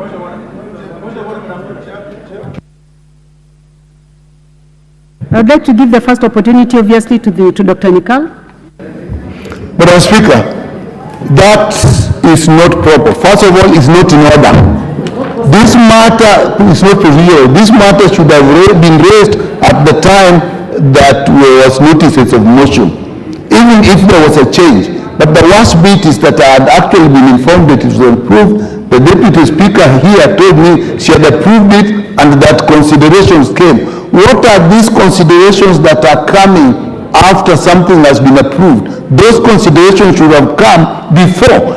And if, as we are saying, that this matter is going to be discussed again on Wednesday when the Minister comes for help, this just helps to inform the Minister what the Kenyans want. My motion was to discuss an adjournment to discuss the health workers' strike. And whatever you would have said here would have been of help to the Minister when she was coming to answer. Why is it being found necessary after it has been approved that it should be kept? Now, if you say this is before petition, it is still more useful because the members who are going to be in the petition committee will then have been informed of what the MP, the members of parliament think, and that will be part of their consideration. This is a matter of national crisis. It's a matter of national importance. The whole country is asking, where is parliament? And we are giving parliament an opportunity to state what they should state. We are stuck with the issue of calling interns students and therefore not even thinking of a way out. The government doesn't have to always pay the interns. There are ways it can be done. In 2000, we only had 8 places taking students. We opened up. It's not only the ministry that is actually employing medical interns. The private hospitals, Aga Khan is employing them, Aga Khan is paying them. Kijabe is employing them, Kijabe is paying them. Senyeki is employing them, Senyeki is paying them. Karen Hospital is employing them, is paying them. this thing of now putting it back, why don't we want this to be heard by the country, by even the people who are going to discuss? I think I would still want you to put it to these members. Let these members say they don't want to discuss this. I still asking for the adjournment. If the members don't get 20 as is required, I'll raise my hands because that is the procedure. But I cannot be gagged. Last week, was it just this week? I actually, when I was raising, the speaker actually literally cut me off. And it's the speaker who suggested that I bring this matter today. I brought it today. Why am I being gagged? That matter, it's not on the order paper now. It's not on the order paper. I actually gave you an opportunity because you had put an intervention. And I have said that this matter is active already in the petitions committee, and I would like to state when it was presented. It was presented on the 7th of March 2024 by the Honorable Dr. Pukose, the Chair Health, and it is a public petition number 6 of 2024 regarding delays in posting of medical interns, absorption of UHC contract staff, completion of collective bargaining agreement CBAs, and recognition of agreement in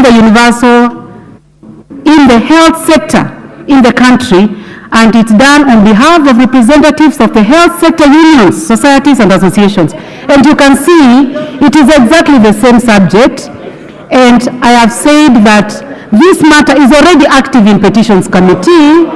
So Honorable Dr. Pukose, with all due respect, you can appear before petitions committee, and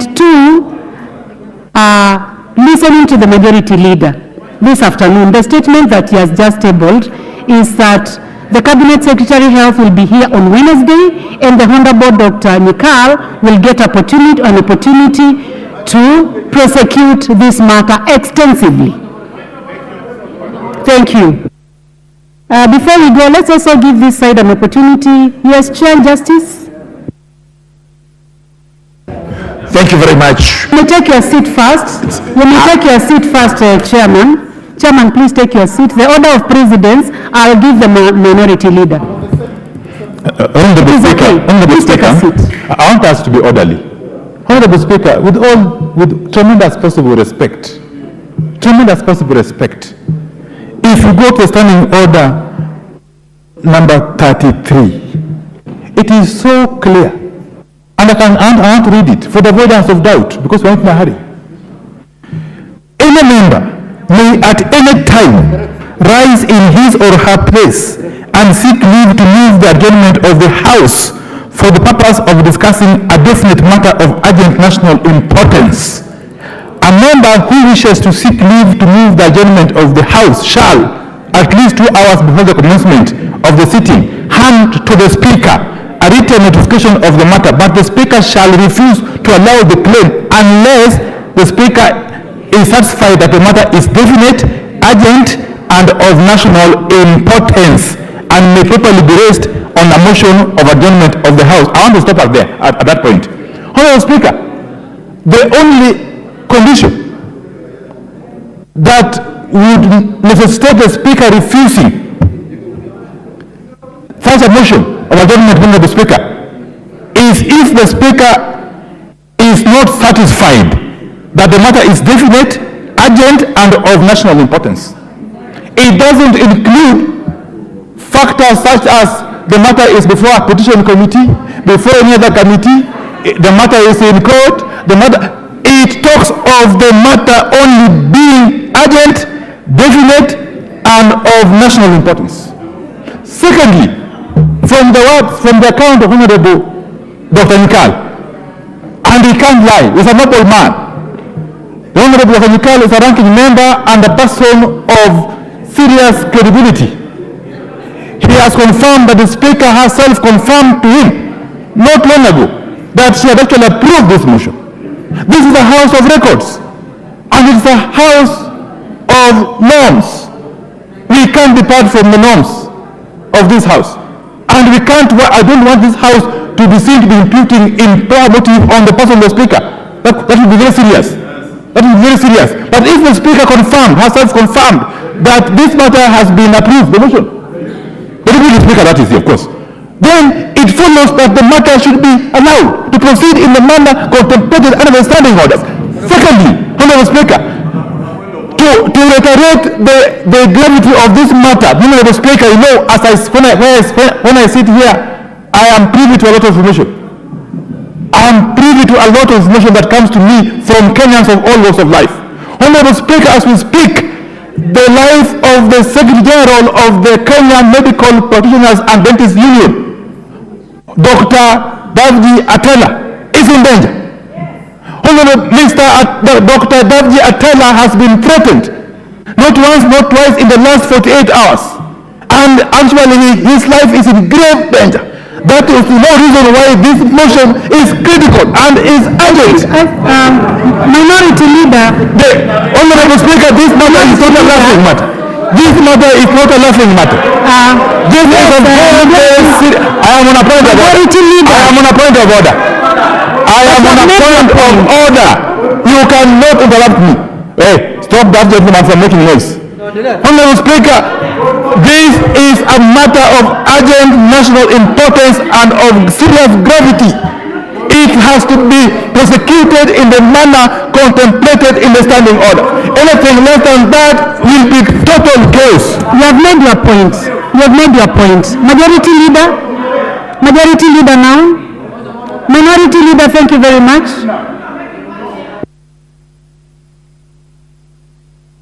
It's never too late. Can always review her orders. The Speaker can always review her directions. I want to plead with you to review the directions we have given and allow this motion to be prosecuted by the Honorable Dr. Nikal. Anything less than that will be tantamount to reducing the stature of this House. Majority Leader?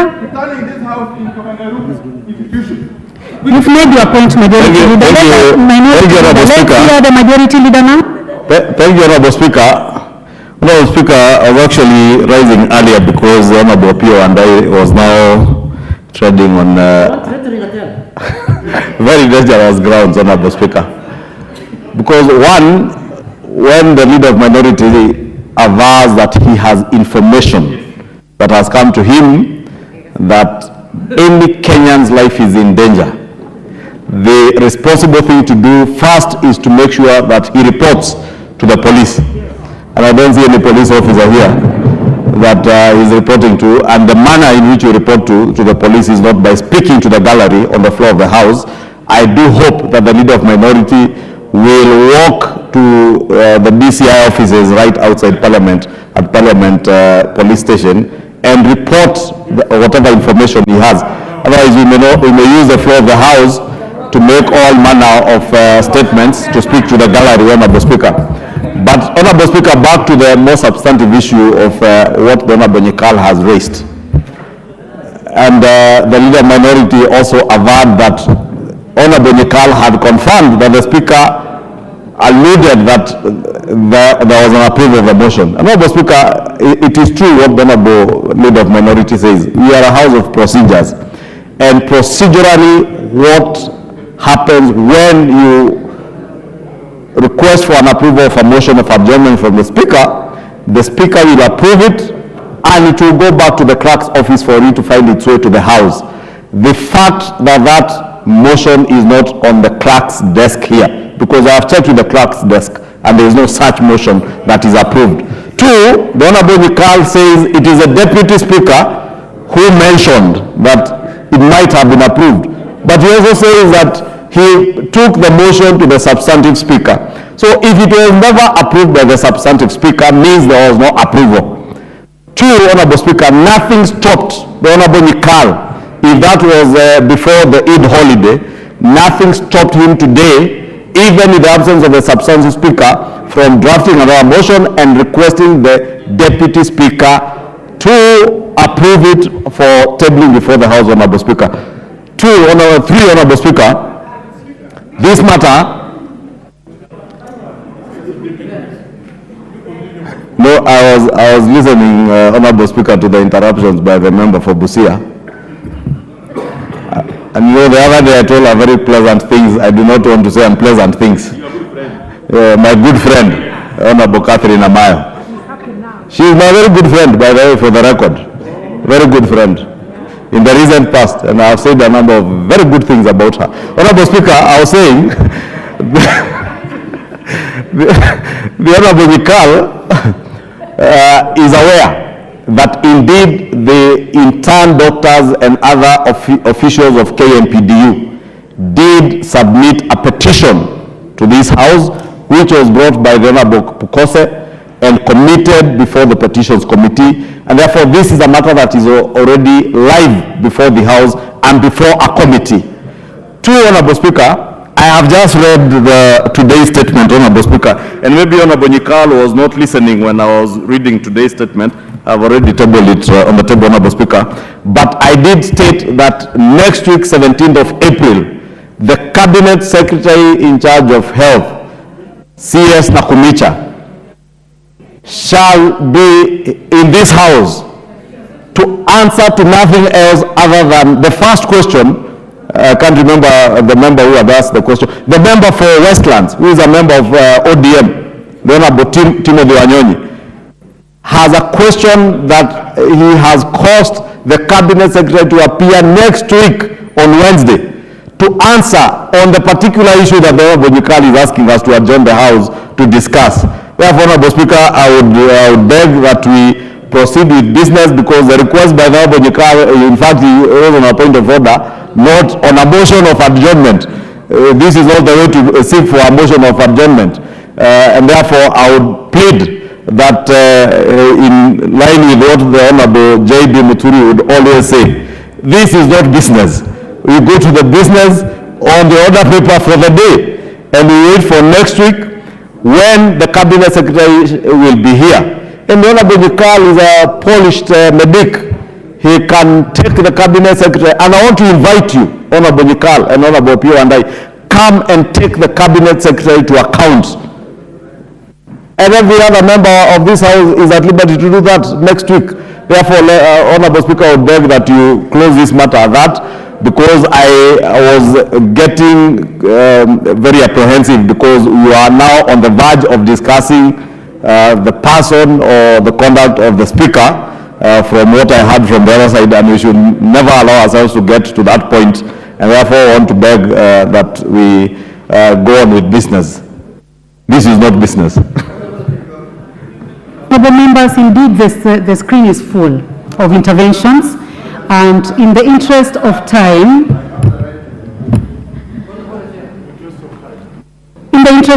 honourable members, I would like to plead with you that we need to go to the business for the day.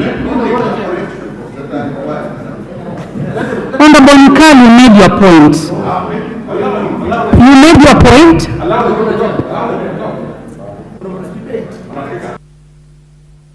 I don't want to debate on this matter, but I'll give 1 minute to the Honourable Junet and 1 minute to the Honourable Murungara. Honourable Junet, 1 minute. Madam Speaker, this is a very sad day, Madam Speaker, in Parliament. And Madam Speaker, Article 95 is very clear, Madam Speaker. It says that the National Assembly deliberates on and resolves issues of concern to the people, Madam Speaker, let me tell you something. If we cannot discuss on the floor of this House the issue of the medical personnel, Madam Speaker, I don't know why we should be in this House anymore. This is not the first time that an adjournment motion is being moved in this House, Madam Speaker. It has been moved before, and it will be moved in the future. Mr. Honorable Nyikal has done the right thing. He has written to the Speaker. It was approved by the Speaker. What is happening today in this afternoon in this House, Madam Speaker, is to guard us from discussing the crisis that is going on in this country of the health sector, Madam Speaker. If this matter cannot be discussed in Parliament, Mr. Speaker, do you want them to discuss in the streets or what's happening? Like it's happening? So, Madam Speaker. Thank you very much. I'll give only 1 minute. My comment on this, Honourable Junet, is that that matter as we speak now is not in the order paper. Honourable Murungara, 1 minute also, just 1 minute, please. Thank you very much, Madam Speaker. Madam Speaker, I do not think the chair is actually gagging anyone. The truth is that this is a house of rules and we must follow our rules of procedure every moment at every step. And unfortunately, while the matter may be exactly what Honorable Nyikali is saying, we do not have the approved motion. And the reason we do not have it is actually provided for under Standing Order number 33, that it can only be discussed unless the Speaker is satisfied. The problem is we do not have the approved one. Number two, we've just gotten rulings reiterating the position as regards this motion, that it may not be and may not be properly raised in the... Your 1 minute is over. Honorable members, I would like us to move to the next motion, business for today. But I would like to say that nobody is gagging anyone. And I'll stick to the 3 issues. One is that this matter is already active as a petition. The chair, the Honorable CTMA, the Vice Chair, presented on Tuesday as per progress on this subject. And the third matter is that the Cabinet Secretary will be here and you are free to engage her on Wednesday. Honorable members, let's move to the next order. Order number 8. Order number 8, the National Disaster Risk Management Bill, National Assembly Bill number 24 of 2023, second reading, question to be put.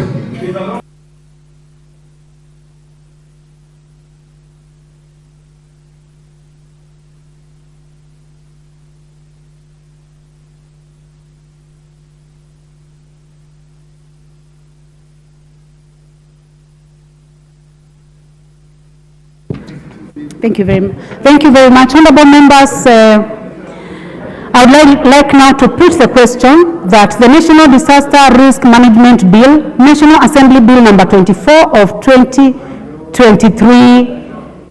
be now read a second time. Will as many as have that opinion say aye? Will as many as have a contrary opinion say nay? The ayes have it. A bill for an act of parliament to establish the National Disaster Risk Management Authority, the County Disaster Risk Management Committees, to provide a legal framework for the coordination of disaster risk management activities and for connected purposes. Thank you. Next order number 9, the Social Assistance Amendment Bill, National Assembly Bill number 80 of 2023, first reading. A bill for an act of parliament to amend the Social Assistance Act and for connected purposes. Honorable members, I would like to order that we reorganize business for the House, that we will go to order number 11, and then we'll come back to order number 10. So order number 11. Order number 11, motion. Reports of the Auditor General on the National Government Constituencies Development Fund for 5 constituencies in Vihiga County. Resumption of debate. Thank you very much. Honorable members, there is no one who is on the floor on this one, so it is open to debate. You may proceed. Those who have interest in debate in the motion number 11.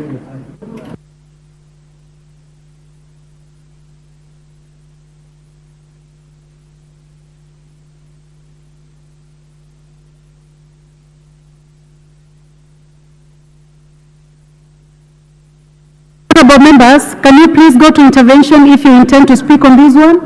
Order number 11. Well, honorable members, there be no interest. You are here, you are there? Honorable Kajuan. Madam Speaker, we are still absorbing what has happened. But anyway, we will have another day. Every dog has its own day. Madam Speaker, the question of audit on CDF accounts is important. The other day I raised a quorum issue because we were just a few of us, 2, 3 or so, and in my considered opinion, it was better that members, especially from Vihiga County, were here when we discussed this issue, because I am sure the residents in Vihiga County are curious and are glued to their televisions to watch how public monies which are spent in their county is used, and the process in which those monies are audited. And I just rise to show how this new constitution has given Mwananchi an opportunity for transparency in the use of public resource. That public resource is first budgeted by this House. It is allowed to go to the implementer, which is the executive. It is transmitted to the people who do the projects. And then the Auditor General has an opportunity to look at the funds, the public funds, and that report comes to this House to find out if the audit reports have been acted upon or not. It gives a different information than what people used to know, or what the distractors of CDF have peddled before. They wanted us to believe that CDF is something which is owned by members of this House. But you can see that money is disbursed by the national government. It goes to a ministry called National Planning and administered by something called Constituency Development Fund Board, where there is a manager and a funds manager, then there is a committee, then there is a PMC that actually literally implements those things. Then the Auditor General comes in to see the use of that money. And we, because we oversight that money, because we give that money in terms of budgets, we then come at last to be able to see how that Auditor General reports have been. So, Madam Speaker, this is the essence that I wanted to bring out. Quite apart from the issue that this is happening in Vihiga County itself. But it is the same if you go to Tharaka Nithi, that is the same situation. If you go to Nairobi, that should be the same situation. So those people who are out there, who are disabusing CDF, those people who are there who are salivating on the funds, that the only funds that Wananchi are able to see their fruits. Madam Chair, Madam Speaker, I always wonder, the funds which are provided by the county governments, which are provided by the assemblies, they are budgeted by the assemblies, which are given to the governors to implement. I always wonder to what extent the Auditor General looks at those books and how they come back to the assemblies, as in this case. But you know, the governors would want to use this CDF. They would want to put their finger on the lid, on the honeypot, just because they think that this is money which does not have some audit mechanism, you know, the freebies that they can just enjoy the way they used to enjoy all the monies that are in the county. So today we want to show them. Anybody watching this debate will now follow that county governments, as opposed to CDF, are applying money in an opaque manner which is not accessible to the Auditor General, and if it does, it is not brought back to the assemblies to be able to see how those wards or how those counties, that those monies are used. And so, Madam Speaker, that is the point I wanted to prosecute. And I think going forward, looking at the reports that are coming from the Auditor General, I've seen their report, and I've also seen the committee's decisions on them. They are very fundamental, but I have not seen in any of those constituencies something which is beyond salvage.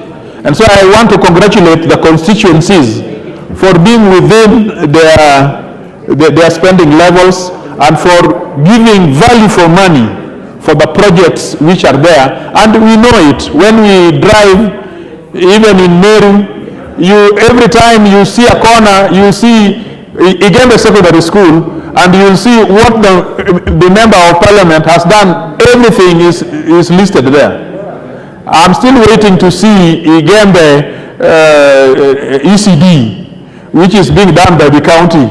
And I want to see how the governor has implemented that school. I'm still waiting to see. Thank you, Madam Speaker. Thank you very much. The Honorable Gitonga Murungara, member for Tharaka. Yes, thank you very much, Madam Speaker. Madam Speaker, I rise to support the motion that we adopt the report of the committee on the 5 constituencies that are actually under discussion. May I point out that with the recent amendments to the CDF Act, members of parliament have no role to play in the CDF anymore. And this must be very clear to everybody. Even the oversight role that was given at the constituencies has been removed. So that now members of parliament would have to come to this house, debate, adopt or reject reports similar to this one. We do not want to hear cases all over. Members of parliament have misappropriated funds for CDF, have mishandled CDF, or have done anything. CDF now is fully in the hands of the board, the National Government CDF board, and at the constituency level, we have the CDF committee. It is a CDF committee that is supposed to actually be dealing with the monies disbursed.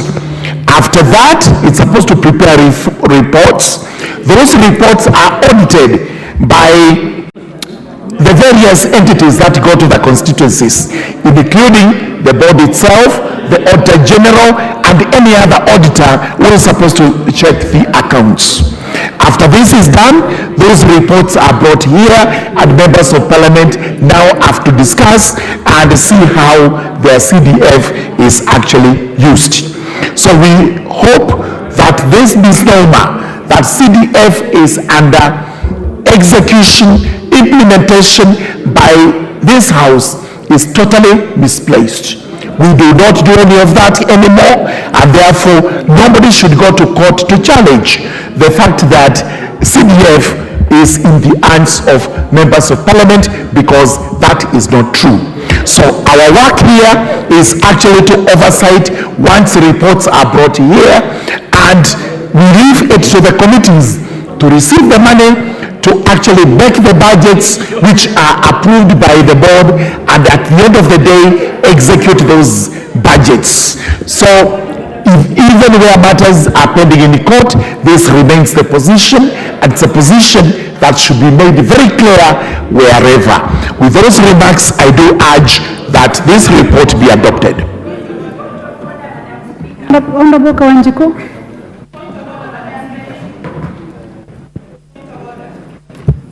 Thank you, Madam Speaker, for giving me this opportunity to contribute to this debate and to clearly state that we support the auditor's report, and actually a lot of work that is happening within the constituency, and I'm certain that our county government should be able to learn from what the NGCDF is doing, especially in terms of implementations of project, making sure that we oversight and we are able to see whatever the NGCDF committees and the boards are doing. Some of these functions in all our constituencies and in most of our counties, if you move around, the project that you'll be able to see and the bill happening within the constituencies are done by the NGCDF. You cannot be able to see anything that is done by the county government. So the issue of making sure that we oversight the NGCDF, making sure that there is proper school infrastructure, making sure that we are able then to participate as far as the new curriculum for the CBC is happening within our constituency. It is happening because the CDF and the members of the National Assembly have been able to implement and to oversight some of these projects, Madam Speaker. And we want to congratulate even the President, because the other day he was able to continue or to increase the funding of the NGCDF, and he stated that the ministry has no business in construction of classes, and he gave that responsibility, Madam Speaker, to the NGCDF, and we were able to be, he was able to increase to about 7 million shillings to every constituency to make sure that we are able to implement, new classrooms for the sake of grade 6 and grade 7 on the CBC, Madam Speaker. So in short, I'm trying to say that there is a lot that is happening within the constituency. We applaud the members of the NGCDF, and we also hopeful as we move forward that we are going to receive more funds so that we can continue to implement some of the serious projects, especially the issue of security, especially the issue of making sure that we have enough infrastructure, and even making sure here some of the schools, you realize that the classrooms that we have are not even enough, Madam Speaker. And we also have less funds. We may want to do much as far as the constituencies are concerned, as far as the schools classrooms are concerned, as far as the security is concerned of our area, Madam Speaker. And therefore, this issue of NGCDF, we support it, and we're also waiting for the NADCO report so that we can make sure that is enshrined within the constitution, and we make it mandatory. We don't have to go back and forth with our courts on issues of NGCDF, Madam Speaker, so that we can fully implement all the projects that are undertaken, especially the infrastructure projects that are undertaken by the ministry and as well by the security team within our constituencies. Therefore, I support the Auditor General report. I'm sure they have done a good job, and I'm also sure that NGCDF is doing an amazing work back in Mashinani, Madam Speaker. I support, Madam Speaker. Okay, there being no further interest on this subject, I would like to call upon the mover to reply. The Honorable Muliengi.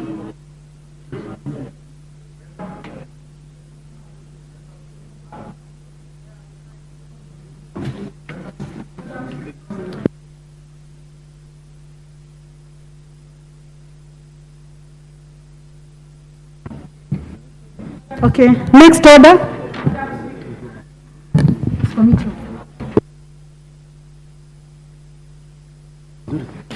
Order number 10, Committee of the Whole House.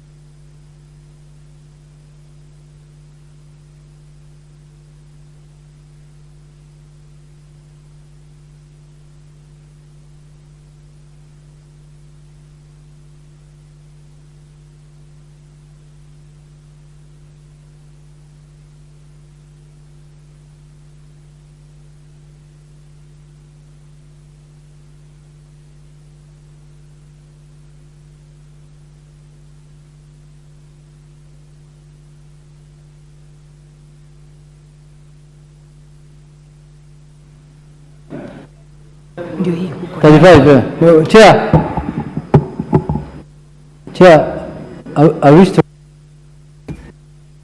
As this is the Committee of the Whole House on the National Government Administration Laws, Amendment Bill number 73 of 2023. Nothing out of order yet. Honorable Jeanette, you can resume your seat. Nothing out of order yet. But I won't give you the chance. You're going to resume your seat. Correct.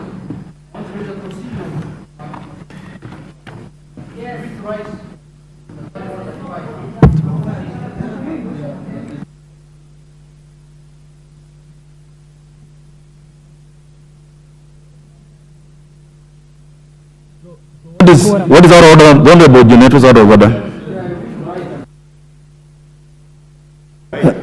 I wish to rise under Standing Order 35 and request the speaker to ascertain whether there is quorum in the house.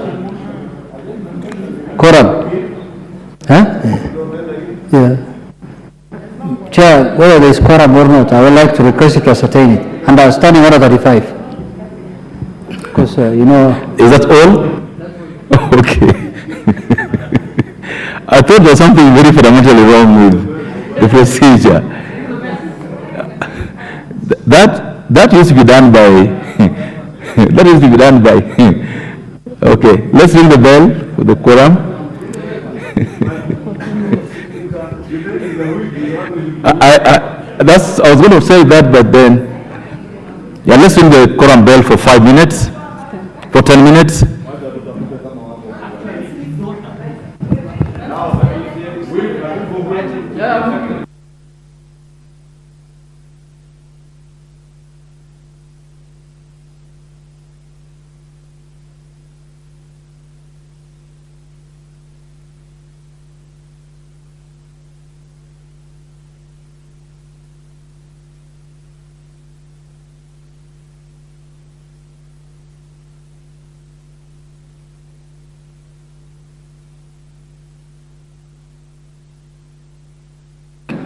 Honorable members, order. The Honorable Lesuda, you resume your seat. No member leaves the chamber when the quorum bell is being rung. No member leaves the chamber when the quorum bell is being rung. Only the whips. No, our rules are clear. No member leaves the chamber when the quorum bell is being rung.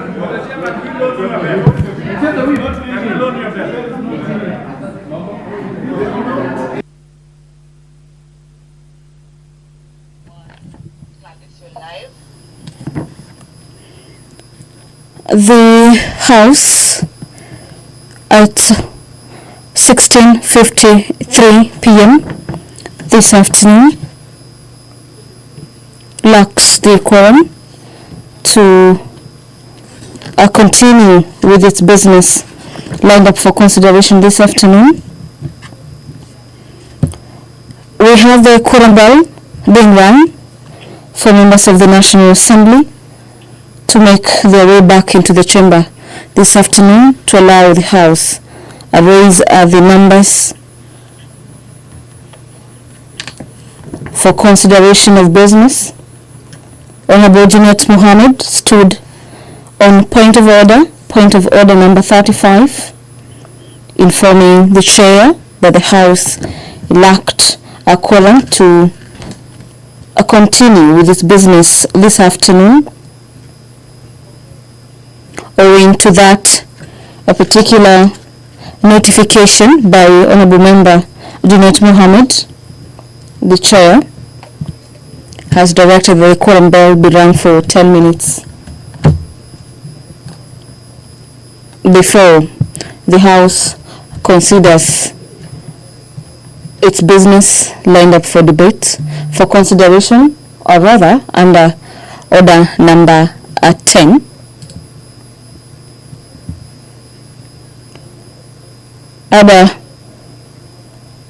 In order number 10,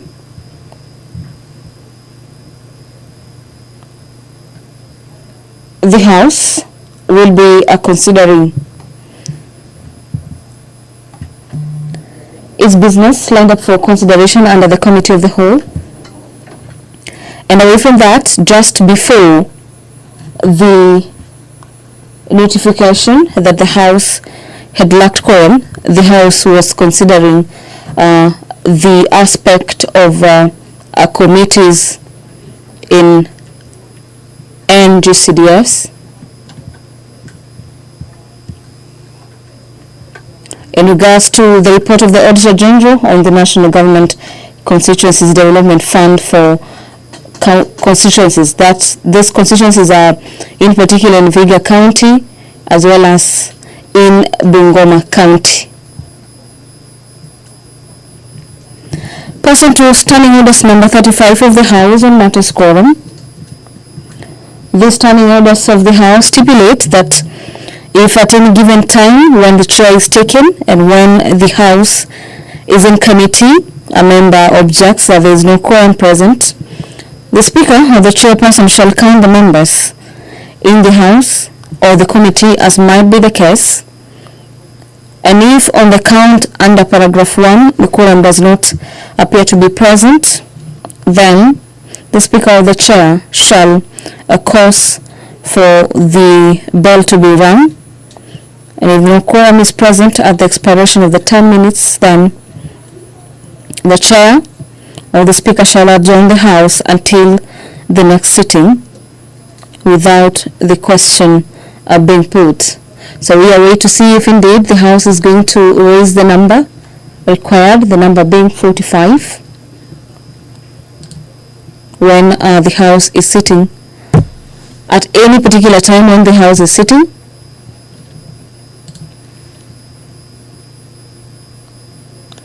And as we wait for that particular quorum to be attained, allow me to take you through some of the issues that have been raised during this afternoon sitting, being a request that the Committee on Matters Tourism do summon the Cabinet Secretary to answer 2 questions in regards to the enrollment and hiring of the reservists.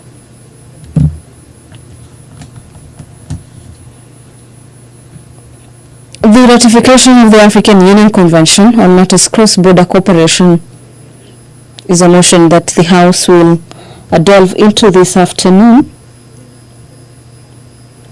as well as the debate on the Independent Electoral and Boundaries Commission Amendment Bill, this being National Assembly Bill number 10 of the year 2024.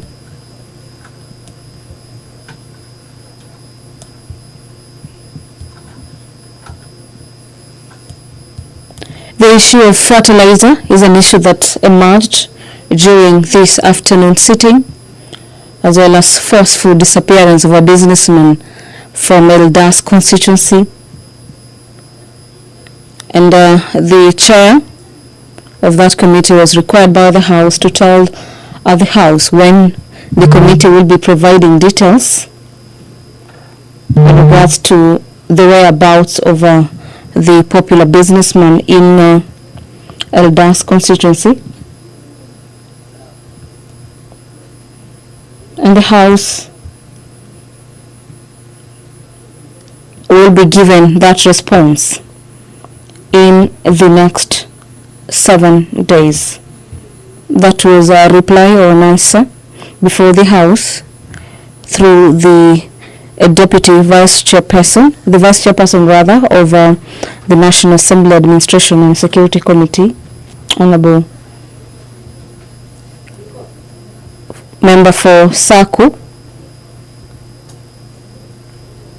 who was somehow pressed to give the 7 days initially. He had said that the answer will be ready in 14 days. But then again, owing to the magnitude of the matter and the members raising concerns over matters to do with forceful disappearances in the country, the committee asked that it be given at least 7 days to speak to the ministry and to get those answers.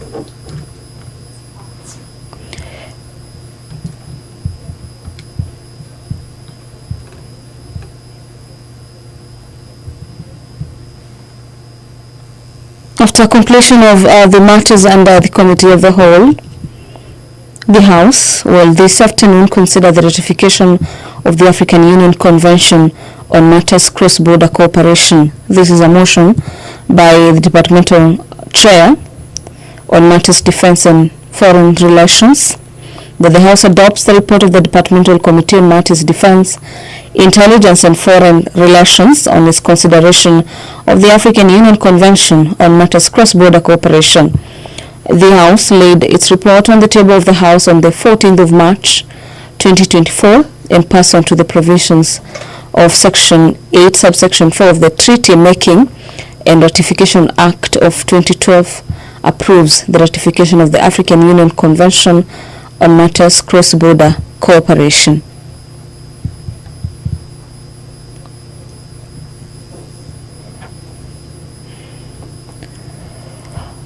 Since the House has attained the requisite quorum this afternoon, under the Committee of the Whole, the House will be considering the National Government Administrative Laws. This is National Government Administration Laws Amendment Bill. This is a bill from the National Assembly, Bill number 73 of the year 2023.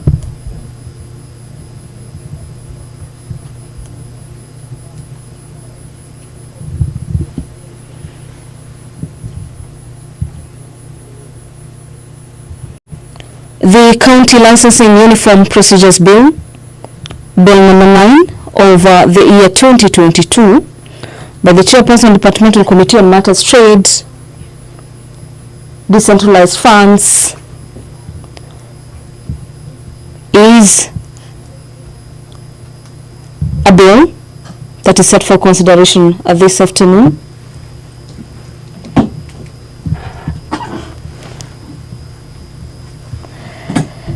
And away from that, the House is also considering the Social Assistance Amendment Bill. This is National Assembly Bills number 80 of the year 2023 by Peter Masara. This is a bill that was introduced to the House for the first time, popularly known as the first reading, and after reading of that particular bill for the first time, then the bill will undergo the second as well as the third stage, being the requisite stages that a bill must go through before it's adopted by the House. If so, Honorable members, the bill having been run for more than 10 minutes, and from where I sit, I see the situation is still as the same as it was when the bill started ringing. I move that we move for reporting.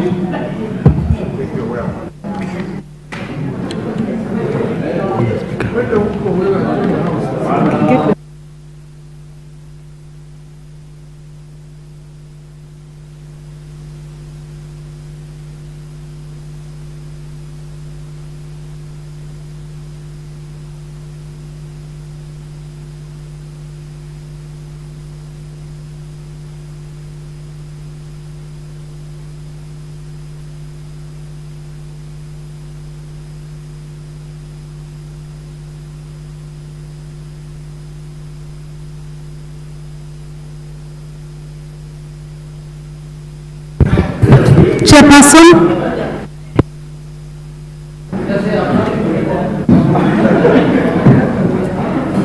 Honorable Speaker, I beg to report that the Committee of the House, or the whole House, the consideration of the National Government Administration Laws Amendment Bill number 73 of 2023 was interrupted due to lack of quorum.